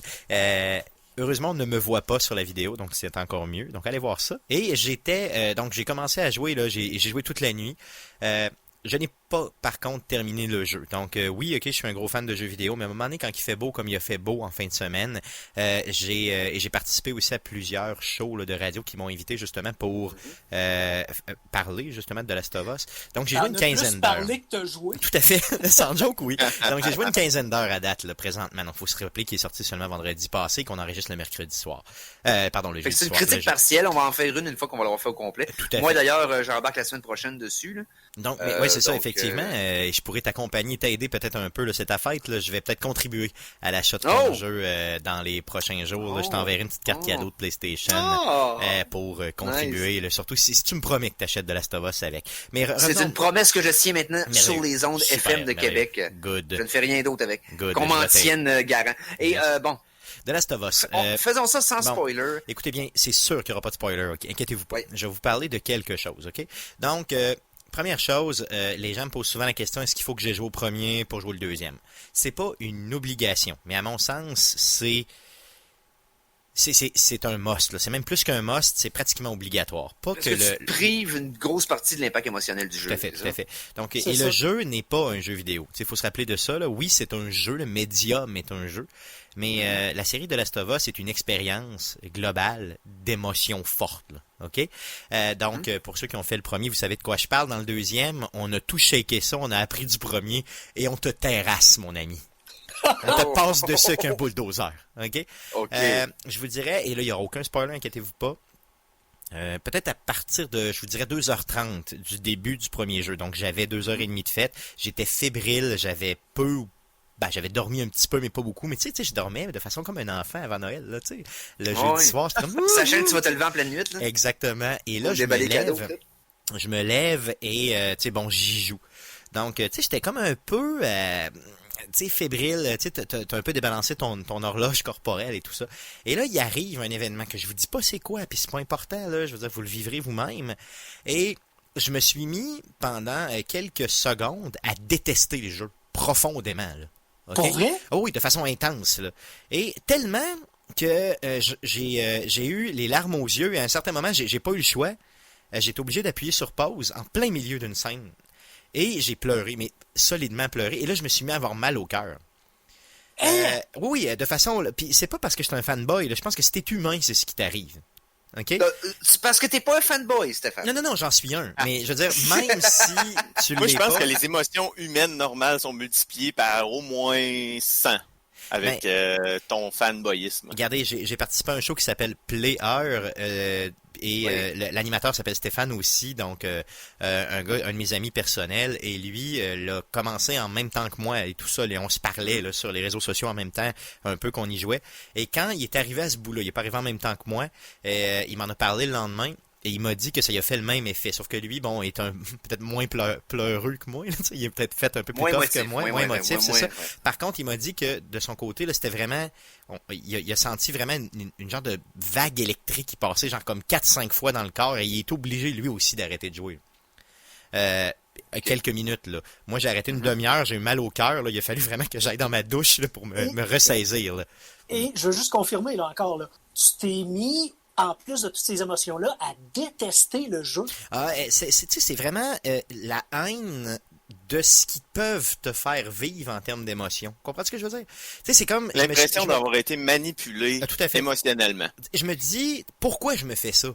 Honnêtement, pourquoi je pleure comme ça pendant une demi-heure puis j'ai mal au cœur devant? Pourquoi je me suis levé à minuit? Pourquoi je fais ça? Mais certains films, c'est des questions qu'on se aussi. posait avant toi, finalement. Parce qu'il y a certains films qui ont des impacts émotifs très forts où ce que tu deviens tellement pissed off après l'antagoniste. Tu sais, pendant des films que j'ai écouté la liste de Schindler, là. Bon, c'est ça. Même un peu, même genre le personnage de Ralph Fiennes, là. Ouais. Mais t'as envie de l'étrangler avec tes propres mains. Oui, ben ou bien les films de Pixar, en veut que t'es physiquement. sûr que tu vas pleurer un moment donné. Inside Out, le début de Hop, t'as physiquement une réaction au film. Inside Je Out, pense que non, c'est Hop, les 2 premières minutes. C'est sûr que tu chiales comme un bébé. Oui, l'introduction. Mais même Inside Out, j'ai trouvé que c'est tellement brillant comme façon de mettre en image qu'est-ce que ça peut être en dépression dans sa tête, là. Souvenez-vous du film... C'est bien beau Pixar, là, mais je vais attendre. Oui, c'est ça. Souvenez-vous du film Irréversible à l'époque, un film français Et début Tabarouette, bon, avec Monica Bellucci, exactement. c'est horrible, ce la film-là. fin du film m'a tellement fait pleurer, là, c'était hallucinant. Ouais. Donc, ça fait penser à ça un peu, dans les émotions très très fortes que j'ai. J'en parle, puis j'ai encore des émotions présentement, là, je vous le dis. C'est un jeu qui n'est pas pour les doux, là. Non, vraiment pas pour les doux. Vraiment pas. Et si vous avez fait le premier, vous allez encore plus pleurer. Là. OK? Ben, en fait, pour arriver à ton stade, il faut avoir fait le premier. J'en suis certain. Tout à fait. Donc, faites-le. Il y a genre 10$ partout. Là. Allez chercher, là, honnêtement, ça vaut juste pas la peine de s'en passer. Là. Puis vous avez un coin 15-20 heures de jeu à faire là-dedans, là, avec le DLC qui est juste malade. Est-ce qu'il est plus difficile que le premier? Bon, c'est dans les mêmes... OK, pour ce qui est du contrôle, c'est exactement le même contrôle que le premier. Donc, si vous n'avez pas aimé, c'est le même gameplay. À une exception près, il y a une mécanique d'évitement, si vous voulez, entre guillemets, là, duquel on n'abuse pas dans le jeu. En tout cas, pas dans les 15 premières heures, comme je l'ai fait, qui est très bien fait, s'implémente très bien dans le gameplay et ça va très bien. Je vous dirais que la différence majeure entre le premier et le deuxième, pour ceux qui ont fait le premier, c'est vraiment que, et comme Naughty Dog nous habitué dans ses derniers jeux, si on se fie, exemple, au Uncharted, entre Uncharted 2, non, pardon, entre le 3 et le 4, on a commencé chez Naughty Dog, le studio de développement, à, mettons, nous faire un peu des mondes qui sont fermés, mais très grands. Donc, dans The Last of Us, on a fait la même chose. Donc, dans le premier Last of Us, si vous vous souvenez, c'était vraiment des corridors. Donc, tu sais, tu passes du point A au point B dans ton corridor, faut que tu te rendes l'autre bout, puis c'est tout. Peu importe c'est quoi. Bon, donc, tandis que dans le deuxième jeu, on nous a donné des endroits très très larges là, pour travailler. Un peu comme le remake de Tomb Raider aussi, qui est comme ça. Tout à fait. Des énormes bulles qui communiquent dans le fond. Exactement. Tu fais cette mini-map-là, après ça, ça t'amène à une autre qui est une autre grosse mini-map. Puis, donc, tu peux aller, tu peux aller chercher du stock dans, mettons, genre 4-5 buildings différents, et tu peux communiquer entre ces buildings-là sans aucun problème. Là. OK, tu peux, et c'est grand, très, très large, là. Donc, on le sait déjà, au niveau de la trame narrative, on visite une grande ville très connue des États-Unis, et on a vraiment des quartiers complets qui nous sont ouverts, là, et on se promène là-dedans. Mais c'est pas un monde ouvert. Est-ce que c'est facile de naviguer dans ces bulles-là? Est-ce qu'on se perd? Non, tu te perdras pas. Il y a une carte en main. Cette carte-là est très très bien, je veux dire, bien fait, bien expliqué. C'est pas trop grand non plus, là. C'est grand, mais pas trop grand. Tu peux très facilement, de la façon que les bouts de map sont faits, tu pourras pas très facilement éviter les ennemis, mais tu peux quand même en contourner une certaine gang. Et oui, le jeu est une succession de corridors, comme on appelle. Donc vraiment de scènes très très narratives, très dirigées.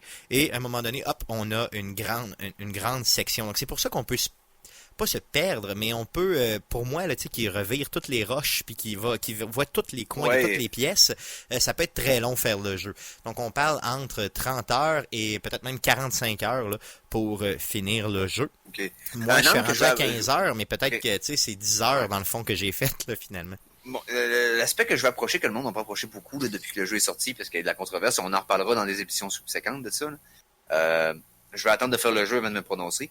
Mais pour ce qui est du graphisme, parce qu'on s'entend que Naughty Dogs, avec Uncharted 4, avait sacré le monde sur le cul pendant des années avec la performance graphique de ce jeu-là.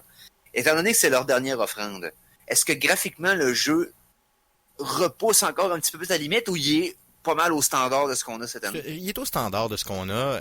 C'est pas un jeu qui graphiquement m'a jeté à terre, là, honnêtement, non. Okay. Mais par contre, j'ai pas la PlayStation Pro. Là. J'ai la PlayStation régulière avec une télé HD normale. Là. J'ai pas du 4K. La profondeur des éléments est là. J'ai pas vécu aucun bug. C'est très très bien. Ça joue parfaitement. Mais est-ce que c'est un jeu que tu joues pour les graphiques? La réponse c'est non. Tu le joues pour l'histoire. Tu le joues parce que c'est un film.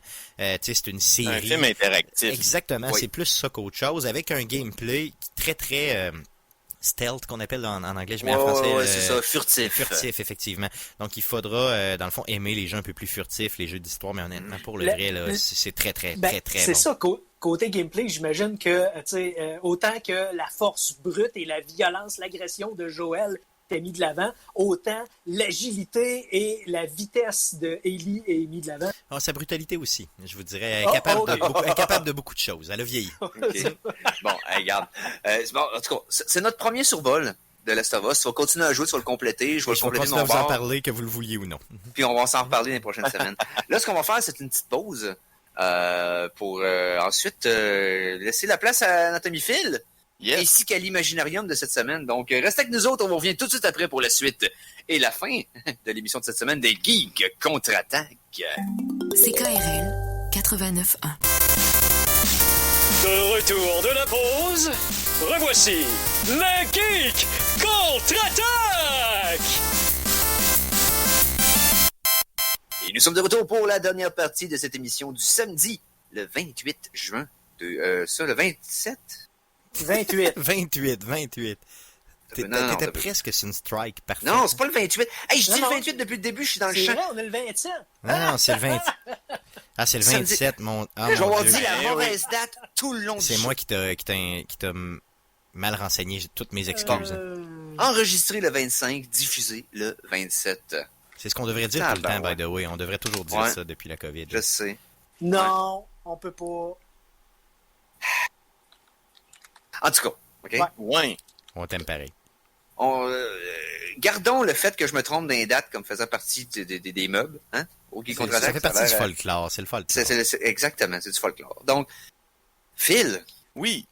Je pense que là, c'est assez. Là, Stéphane parle de Last of Us, ça fait déjà 2 ans qu'il nous en parle tout le temps. Ouais, je vous ai là, nouvelle cinéma pour faire changement, là. Ouais, ben tu sais, juste pour pas qu'on se répète, nous autres, on a parlé de la bande-annonce de Fondation. Ouais. On a parlé de quoi qu'on a parlé, là? Bah, écoute, je vais juste faire un petit détour par le début de l'émission. Je sais que vous avez fait des avis de décès. Je m'étendrai pas là-dessus. Sauf que vous avez sûrement pas été dans le local. On a eu une grosse nouvelle à Beauport. Les habitués du Cinéplex Beauport avaient connaissance d'un petit monsieur qu'on surnommait Monsieur Sourire, qui déchirait nos billets à l'entrée, qui était vraiment sympathique avec tout le monde. Ben, ce monsieur-là, il s'appelait Jacques Delisle. Il y a eu un cancer foudroyant en juin, début juin, et puis il est décédé. Donc, je voulais l'annoncer parce que c'est rare qu'on va dans le super local au Geek contre-attaque, mais tous les cinéphiles qui ont côtoyé ce cinéma-là savaient que ce monsieur-là était super chaleureux, accueillant. Donc, on lui rend hommage au Geek contre-attaque. Moi, je l'ai croisé à plusieurs reprises. Et le mystère derrière ce personnage, c'est que c'était un enseignant à la retraite. Donc, c'est pour ça qu'il aime beaucoup être entouré de gens, de jeunes. Ça lui donnait son sourire dans sa journée. Il te mettait le sourire dans la face quand tu rentrais au cinéma. Depuis sa retraite, ça faisait 10 ans qu'il faisait ça. Il était supposé retourner au travail à l'ouverture du Cinéplex en juillet. Il y aura un hommage qui lui sera fait dès l'ouverture à ce qu'on a su selon les propriétaires. OK.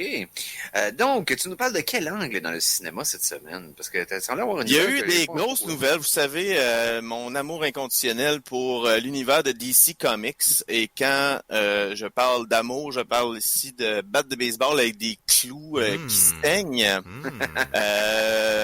Comme on le sait, l'aventure cinématographique de l'univers étendu DC, c'est pas passé comme prévu du côté mettons que c'est chaotique de Warner Brothers. C'est chaotique au mieux. Ouais. Mais on a peut-être une façon de rétablir l'ordre des choses. Et, my God, je te le dis, Eric, cette façon-là m'excite le poil des bras à peu près autant que Goulet devant Last of Us 2. Impossible.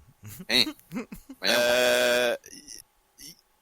On a appris cette semaine que nul autre que Michael Keaton serait en pourparlers avec Warner Brothers présentement pour reprendre le rôle de Batman. Wow. OK? Aux côtés d'Ezra Miller pour l'instant dans un film de The Flash. Donc, ceux qui suivent The Flash un peu savent qu'il y a eu un événement assez important dans les comics. Dans la série télé, dans les comics et dans la série télé aussi, qui est Crisis on Infinite Earth, si je ne me trompe pas. Non, Flashpoint!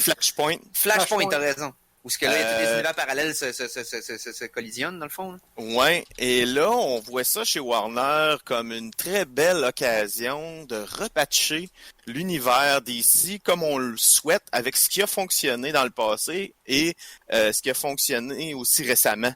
Donc, ça serait une occasion de recaster certains rôles, puis peut-être de faire côtoyer plusieurs univers parallèles ensemble. Il y a surtout une affaire intéressante qui revient souvent avec DC, mais qu'ils n'ont jamais fait, c'est Batman Beyond. Je suis pas un gros fan de Batman Beyond, mais il y a un film en particulier qui a été marquant pour cette série-là, qui s'appelle The Return of the Joker. C'est dans le fond, c'est le vieux Batman qui un peu donne l'enseignement au Batman, le nouveau Batman qui est Batman Beyond, si on veut. Ouais. Et ce serait une belle occasion, justement, de faire ce film-là avec Michael Keaton dans le rôle du Batman original et un nouveau qui reprend la relève, si on veut, avec un Joker qui revient dans la ville de Gotham. Et les rumeurs à date sont très fertiles. Il n'y a rien de confirmé pour l'instant, mais c'est sûr que les noms de Tim Burton ressortent beaucoup à la direction. Ouais, mais non, pas Burton. Moi, je suis pas d'accord avec Burton. Mais, il est brûlé, il est plus capable. Le nom, il ressort souvent aussi. On a entendu parler de Johnny Depp dans le rôle du Joker. Comment? Il finit aussi, Johnny Depp, là. Honnêtement, je suis plus capable. Je suis un peu d'accord avec vous. Le Joker va mettre d'argent, c'est ça? C'est ça, le Joker, Imo Joker. Que le nom de Johnny Depp ressort pour arriver dans le rôle du Joker. Je me dis, OK, je suis d'accord avec vous autres. Burton n'est pas la bonne personne, je crois, présentement pour faire un troisième film dans sa propre trilogie, ce qui serait vraiment quand même une belle façon de clore la chose. Ouais, peut-être, mais pas là. Mais oui, je suis d'accord avec vous autres, mais pour l'instant, ce n'est que des rumeurs. J'ai hâte de voir où ça va nous mener, mais je pense qu'avec le bon réalisateur, le bon cast, et surtout Michael Keaton dans le rôle du Batman original, le vieux Batman, ça peut venir chercher quelque chose de vraiment intéressant pour l'univers d'ici. Puis justement, raccommoder un petit peu le tissu spatio-temporel, là, parce qu'on aurait le vieux Batman, mais on a aussi le nouveau Batman. Est-ce que ça va être Ben Affleck à qui va revenir, ou est-ce que ça va être... c'est Pattinson qui est encore en tournage, ce film-là. Là. Il va reprendre. Mais sans compter que le nouveau Joker...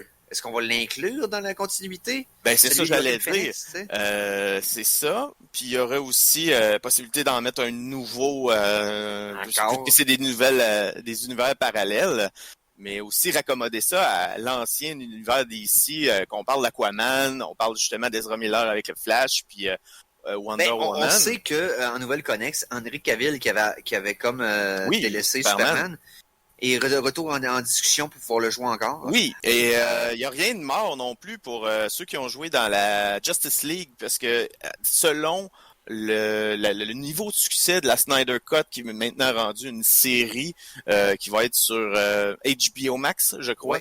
AT&T, qui est la compagnie suprême au-dessus de Warner, vise beaucoup là-dessus pour le retour de... Justement, on parle même que du retour du Batfleck, là, si on veut, Ben Affleck, qui reprendrait le rôle pour une autre série. peut-être à la télé, justement sur HBO Max, on le sait pas. Le futur est en marche du côté de DC et j'aime les idées qui sont lancées. Reste juste à voir où ça va nous mener avec ça. Moi, pour ce qui est de la Snyder Cut, là, mon avis personnel est super simple. C'est que, à savoir ça va être mieux ou pire que la cut de Whedon, je sais pas. Mais on a eu une version de Batman et Superman avec Snyder que lui a décidé de sa cut, puis c'était pas Yaub. Écoute, Eric, Batman mais v je suis Superman, d'accord c'était avec pas les bon, là. gens en général parce que moi, je suis pas un fan de Snyder. Pas en tout, c'est tout le temps un beau contenant sans contenu. Watchmen était Cependant, solide, puis Dawn of the Dead, le remake était bon, là, mais après ça... il a fait des bonnes choses. Cependant, c'est vrai que la Justice League, la cote de Whedon, il aurait peut-être été mieux de nous faire la cote de Snyder tout de suite en partant. Peut-être même en 2 films.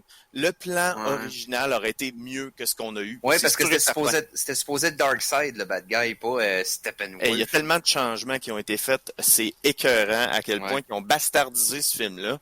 Ça l'a pas aidé. Puis dans le fond, en voulant sauver un produit qui savait où ça s'en allait un peu, parce qu'avec les box-office puis les reviews qu'il y avait eu avec les films d'avant, surtout Batman versus Superman, Warner a eu peur, puis ils ont fait comme, on va faire une autre cote, on va... Justice League, ils ont marvelisé leur univers de DC, puis ça a mais tellement à la dernière minute, c'est le genre de move que faut que tu fasses à l'avance. Puis comme ils ont fait avec Suicide Squad. C'est des éditions de dernière minute qui essayent de faire du damage control, c'est à toute fin du processus. Puis, c'est DC in a nutshell. Ils laissent pas beaucoup de place aux créateurs et ils font pas confiance à leurs créateurs.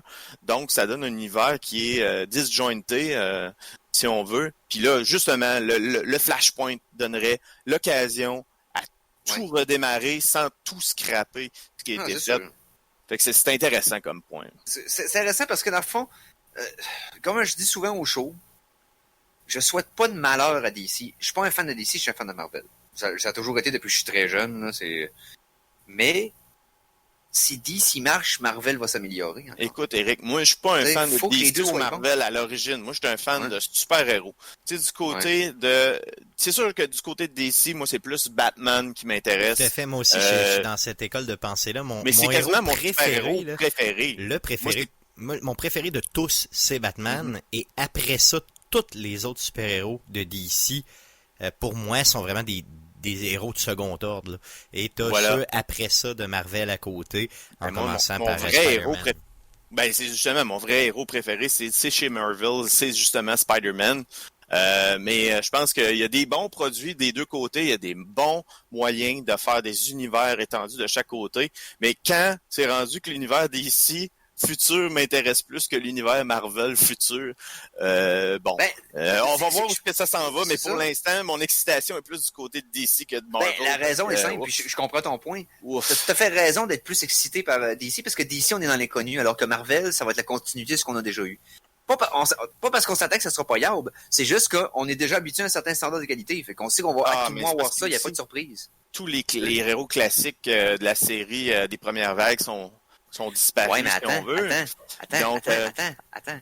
Fantastic Four s'en vient, X-Men s'en vient. X-Men. Je suis d'accord avec toi. X-Men, ça va être long. X-Men, ça va être long. Mais c'est parce que pour l'instant, il n'y a pas d'annonce de ce côté-là. Puis c'est ça que j'ai faim. Ils n'ont pas besoin d'être pressés, c'est que t'as faim. J'ai hâte de voir la suite de Fantastic Four parce que ça fait 2 fois qu'ils rebootent cette série-là, puis ils n'ont pas réussi encore. Ça se peut-tu manquer ça, honnêtement? Fantastic Four, ça fait partie de mon enfance. Là. Ça m'a bercé les BD, m'ont bercé toute ma vie. Tu manqué Spider-Man.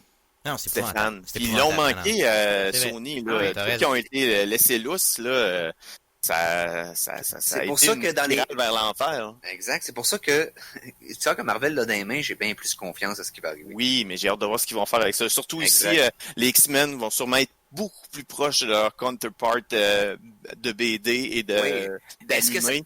Mais si je me fie aux dernières années, ils vont s'inspirer peut-être des versions des X-Men des années 2000 et plus aussi, que nous, on a moins connues. Nous, c'est vraiment la version des années 80-90 qu'on se rappelle. Right? Oui, c'est vrai. Parce que toutes les versions qu'on a, c'est ce line-up-là dans l'équipe des X-Men. Il y a eu beaucoup d'évolutions dans les 20-30 dernières années dans les BD. Puis, ce qu'ils font avec les films depuis quelques années, c'est qu'ils pognent l'inspiration de la version récente, en basant sur l'origine de l'original. Ça m'énerve de dire ça, là. Mais reste que c'est comme un hybride entre les deux, puis à date, ça a bien fonctionné du côté de Marvel. Ben, écoute, j'ai hâte de voir tout comment ils vont le... Du côté de Marvel au cinéma, Ouais. on s'entend, tu sais, ils ont des Au pire, c'est tiède. Au pire, c'est tiède. C'est Je ça. suis d'accord avec toi. Mais savez-vous qu'est-ce qui pas m'a un trop peu, flop pour l'instant. qu'est-ce qui m'a un peu moi ébranlé? Puis je sais que ça a pogné beaucoup, puis je serai pas populaire en disant ça, mais ce qui m'a ébranlé beaucoup dans les dernières années au niveau de Marvel, c'était vraiment l'accent beaucoup trop exagéré là, qu'on mettait sur Iron Man. Puis moi, c'est pas un personnage que j'aime, je le trouve, Ok. je le déteste ce personnage, je l'aime pas. Je t'explique la situation. Marvel a été copié beaucoup pour l'expanded universe si on veut, dans les autres compagnies ils se sont vite mis en mode rattrapage pour pitcher des univers étendus le plus vite possible. Marvel a pris son temps. Le premier film qui a vraiment marché, c'est Iron Man. Et il faut dire, force est d'admettre que même moi, c'est un personnage qui ne m'intéressait pas. Bon, merveilleux. Mais Robert Downey Jr. a tellement amené de charisme à Tony Stark. J'adore l'acteur. Ouais. Et Tony Stark. Donc, pour la suite des choses, ils ont bâti l'univers autour de Tony Stark. Donc, moi, je l'appelle un petit peu, cet univers-là, je l'appelle le Tonyverse. Parce que c'est vraiment ça, même le nouveau Les 3 premières Spider-Man. phases, ouais. Même le nouveau Spider-Man tourne autour de Tony Stark. Mais tu regardez, peux l'appeler mettons, Ironverse si tu veux, là, mais ça c'est vraiment ça. Mais là, on est à la fin de ça. Puis là, on va pouvoir continuer les affaires vers de quoi qui ressemble un peu plus à l'univers Marvel qu'on connaît au niveau des BD. Marvel était très redevable au personnage d'Iron Man, qu'au cinéma, ça les a légitimisés. Okay? Donc, c'est pour ça que je pense qu'on closait l'arc avec des histoires très centrées sur Iron Man pour fermer la boucle. Tu sais? Au début, c'était redevable Nick Fury, mais ils ont partagé les personnages. Même dans le dernier Puis là, film, on passe à autre chose. Même dans le dernier film d'Avengers, sans faire de spoiler, là, je veux dire, il y a tellement d'accent sur ce personnage-là que ça m'a un peu agacé, honnêtement. Ça m'a beaucoup agacé. Dans le deuxième Spider-Man, même chose. Ouais, mais je pense que c'est Marvel qui fait juste lever son chapeau. Thanks Iron Man, tu nous as donné la franchise de cinéma qu'on a maintenant. Et là, on passe le flambeau. C'est pas un héros le fun. Dans les films, il est fantastique. Étrangement, je te donne raison, par exemple, Iron Man 1 est génial, Iron Man 2 est moyen, puis Iron Man 3 ça va juste en descendant, c'est ça, ça va juste en droppant. Oui, mais toutes les autres apparences de Robert Downey Jr. dans les autres films, tu mets ça ensemble, puis ça fait que, surtout dans les Avengers, tu mets ça ensemble, puis ça fait que, écoute, ça vaut quelque chose. Là, ça vaut de quoi, c'est ça? Il y a un angle du personnage de Tony Stark dans les BD qui a été très important et qu'ils ont effleuré dans les films, mais qui n'ont pas trop plongé dedans, c'est-à-dire son alcoolisme. Yes. Son combat contre l'alcoolisme a été quelque chose de majeur comme point tourné dans les BD des années 80-90. J'ai l'impression que... ils ont été frileux avec ça. Ils l'ont passé dans le 2. OK, ça arrive pendant un bout dans le 2, mais il en ressort à peu près tout de suite. Là, avec raison, parce que Downey Jr. étant un gars qui va facilement vers les dépendances. Il a été alcoolique lui-même, il a été dépendant à la drogue, il a été souvent en prison à cause de ça. Je pense qu'ils n'ont pas voulu trop flirter avec ça à la demande de Downey Jr., justement pour ne pas le tenter avec ses vieux démons. On spécule ici. Mais on spécule qu'en même temps aussi, c'est un produit qui est fait pour les enfants aussi, là, on se le cachera pas. Faut se le rappeler, c'est ça. Parce que c'est pas le meilleur film de Downey Jr. Là. Son meilleur film, c'est Le Soliste, et solidement, là, et de très très loin. Là. OK, à mon sens, allez voir ça. Mais écoute, c'est sûr que l'univers Marvel a moins tendance à être dark que le DC Universe. C'est un peu le contraste entre les deux. C'est le fun que DC garde un peu cette track-là. Mais Marvel, j'avoue que dans les prochaines phases, il faudrait qu'il soit un peu plus game. J'ai hâte de voir ce qui nous arrive quand même avec Marvel. Ouais. Bon, hey! Maintenant, si on espère qu'ils vont être créatifs puis se servir de leur imagination pour la prochaine phase. Ben oui. Est-ce qu'on devrait être créatif puis se servir de l'imagination de Mikey? Oh oui. Oh que oui. Oh que oui. Vous qui entrez, abandonnez toute espérance. Vous êtes les bienvenus dans l'imaginarium du Docteur Gauthier. Alors, l'imaginarium du Docteur Gauthier. Mikey! Hein? Hein? Oui. Il s'est réveillé, hein? Je l'ai endormi avec ma voix plate.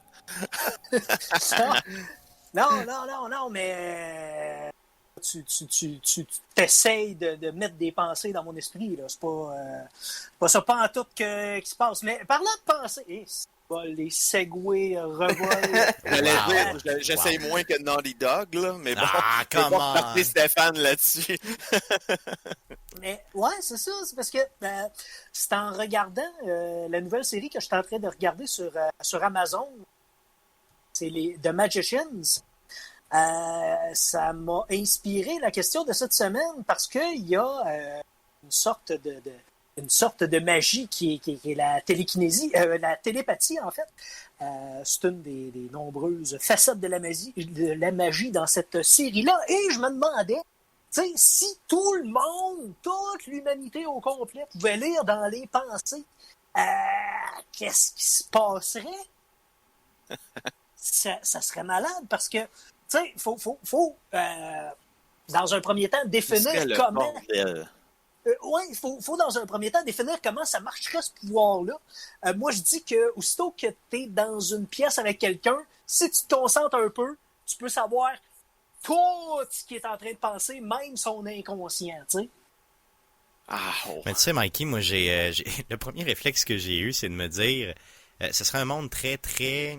où il n'y aurait pas de son, tu sais, vraiment un monde vraiment sans son, au sens où tout le monde communiquerait simplement par la pensée en se regardant et n'aurait pas besoin de jaser. Donc, tu sais, un monde très, très silencieux. Et ça me ferait du bien, honnêtement. J'adorerais ça. Ouais. Ben, moi, j'avais dit que ce serait comme un film de Mel Gibson, mais j'ai pas développé la question et je vais la développer ce soir parce que ce que je voulais dire, c'est que ça va commencer comme dans le film Ce que femme veut. Mais ça va finir en Mad Max. C'est bon, ça. Ou ça va finir en Apocalypto. Encore les Mayas. Eh là là. Tout le temps les Mayas. Mais tu sais, tu dis que le monde serait silencieux. Dans le fond, il serait juste silencieux de voix, parce que le reste continuerait à faire du bruit pareil. Mais reste que ce qui serait appréciable de ça, c'est que tu élimines dans toutes les formes de communication humaine le concept d'ambiguïté. OK? Oui, la communication est parfaite, là, finalement. C'est que le monde comprend exactement ce que tu veux dire 100% du temps. OK, il pense ça, mais à 30% sarcastique. Ouais, OK. Exact. C'est que il s'est mal exprimé, puis ça a voulu dire d'autres choses. Après ça, tout le monde qui pense des langues différentes, ça devient obsolète parce que, dans le fond, tu te fais comprendre à n'importe qui, n'importe quand. Donc, toutes les différences de tous les peuples sont complètement réduites presque à néant, parce que on peut se parler comme quelqu'un que ça fait longtemps qu'on se connaît, puis même qu'on peut savoir les pensées de quelqu'un. Donc, il n'y a pas de secret pour nous autres. Fait que je viens d'avoir un flash vraiment horrible. Je viens d'avoir un... Parce que, tu sais, on le sait sur Internet, quand on est dans les commentaires de Facebook ou en affaire de même, on gêne un peu moins derrière notre clavier. On dit un peu plus le fond de notre pensée. Ben, ça finirait sûrement comme un chat room sous une nouvelle peu reluisante de TVA, genre avec beaucoup de commentaires agressifs. Et pas sûr de ça, honnêtement. Il y aurait peut-être des gens qui auraient tendance à devenir de meilleures personnes, honnêtement. Tu sais qu'il faut que tu t'améliores parce que tout le monde, tu peux plus te cacher, là. À part en restant chez vous entre quatre murs, tu peux plus te cacher. Donc, il faut que tu deviennes une meilleure personne. Il faut que tu travailles sur toi-même. Il faut que tu arrives à avoir des vraies pensées pures. Et ça se peut, là, honnêtement. Mais ça dépend. Je pense que c'est l'inverse. L'humanité. Moi, je pense que ça serait l'inverse. Je pense que le standard de moralité s'ajusterait à nos pensées profondes. C'est-à-dire que les pensées sombres qu'on a, quelqu'un serait spectateur de ça, au lieu d'en être offensé tellement c'est sombre, notre niveau de tolérance aux idées noires serait beaucoup supérieur à ce qu'elle est maintenant. Parce que là, il faudrait se faire une carapace, qu'on ferait comme, ça y a passé par la tête, mais ça va être correct. Dans 30 secondes, il va comme relativiser puis il va être correct. Tu comprends? On serait beaucoup plus tolérant de ça. Tu serais conscient tout de suite que les pensées sombres, c'est à cause... C'est lié à la peur. Oui, des réflexes émotionnels sur le départ. Puis tu laisses autant à la personne de se faire une idée quand tu as une conversation puis quelque chose de choc qui arrive. Puis tu attends voir sa deuxième puis sa troisième pensée. Comment qu'il réanalyse ça. Ouais. Si c'est juste tout le temps, je vais te tuer, ben là, tu sais que c'est un tueur en série, puis que tu peux appeler la police. En version texte Twitter, OK, t'as la réaction comme initiale, tu l'écris, puis elle est là pour toujours. Tandis que dans ta pensée, c'est toujours en mouvement. Fait que les gens, au lieu de prendre une parole littérale puis de juger quelqu'un sur la place publique parce qu'il a dit quelque chose, on pense pas de la même façon toute notre vie. On est en constante évolution, puis même chaque phrase qu'on dit, chaque opinion qu'on a est en mouvance. Ça décuplerait l'évolution de la pensée humaine. Nos relations socialement changeraient complètement. Faudrait pas juste entendre ce que les autres pensent. Faudrait aussi se développer un pouvoir émotionnel, ressentir les émotions, un peu comme Dina Troy, comme dans Star Trek. Sinon, parce que t'as beau entendre ce que l'autre pense, ça veut pas dire que tu le décodes.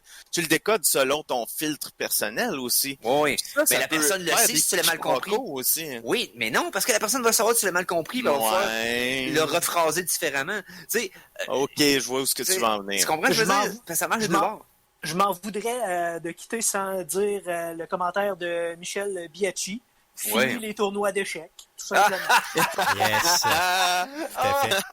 Le jeu meurt immédiatement. Je veux aussi saluer dans les commentaires qu'on a eu Frédéric Blanchet qui dit qu'il suffit de lire la saga ténébreuse de Marion Zimmer Bradley pour le savoir. Ça fait partie des livres que j'ai lus étant jeune. C'est un genre de romance féodale avec des télépathes. Là.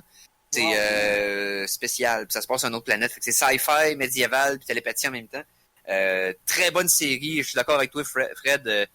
Très bonne série. J'avais bien aimé ça. Puis c'est un film avec Mel Gibson. Très mature en passant. J'ai lu ça plus jeune que j'aurais dû, mais j'aimais ça que c'était mature puis c'était venait pas par la main. Moi, je donne des formations tout le temps. Je me dirais que je perds ma job. Tu sais, dans le fond, imagine, t'arrives en avant, tout le monde lit tes pensées puis tu ressacs ton camp. Tout le monde sait le contenu de ta formation en 5 minutes, genre. Ouais, mais est-ce que tu peux l'apprendre aussi vite que tu le lis? Bon, ça, c'est comme quelqu'un qui parle avec un débit de voix rapide. T'es pas capable de retenir son texte par cœur, même si tu l'as entendu. Fait que même s'il percevrait la connaissance que t'as, mais souvent, c'est parce que la problématique pas l'assimiler aussi vite. La problématique en formation, c'est pas les apprenants, c'est souvent le formateur qui verbalise mal. Et tu peux pas verbaliser bien une idée de façon unique à tous, là. Tu sais, quand t'as plusieurs apprenants, t'en as 18, t'en as 20, t'en as 25, à un moment donné, t'en perds. Tu affinerais ta capacité à forger une image mentale assez claire et générale pour l'envoyer à toute ta classe en même temps. Tu comprends? Ben c'est ça, comme il y a des images de style qu'on dit verbalement, qui passent beaucoup mieux que d'autres, tu sais, à force de donner toujours, mettons, exemple, certaines formations. Après, moi, ça fait 8 ans que je fais ça, là. Donc, tu sais, il y a des jokes, là, que je vais dire, puis là, c'est sûr, ça pogne automatique, là. Si je la dis de cette façon-là, boum, ça marche automatique. Puis là, tu sais, ça fait, en tout cas, il y a des effets, là, sur les gens, donc, peu importe, là. Hey, les gars, c'est déjà la fin du show. Déjà? Cool. Quoi? Malade. Oui. Malade. Ça passe vite quand on jase. Hey, ton imaginarium, on aurait pu faire une demi-heure tout seul avec ça. Facile. Oh oui. Capoté, man. Juste ce sujet. Mais on salue tout le monde qui a participé dans le fond de l'imaginarium. On salue tout d'abord Conan, qui est avec nous autres dans la première partie du show. On salue Phil. Hey, salut tout le monde. Hey, salut Mikey. Ben oui, salut Eric. Et merci aux auditeurs de CKRL 89.1. Quand est-ce qu'on vient, là? On revient la semaine prochaine. Mais merci Stéphane aussi. Yes, de Last of Us, c'est tout ce que j'avais. On vient la semaine prochaine. On change d'heure pour l'été. Ça va être à 13h. Retenez bien l'heure. 13h tous les samedis. Restez avec nous autres. On se reprend la semaine prochaine. Salut les geeks.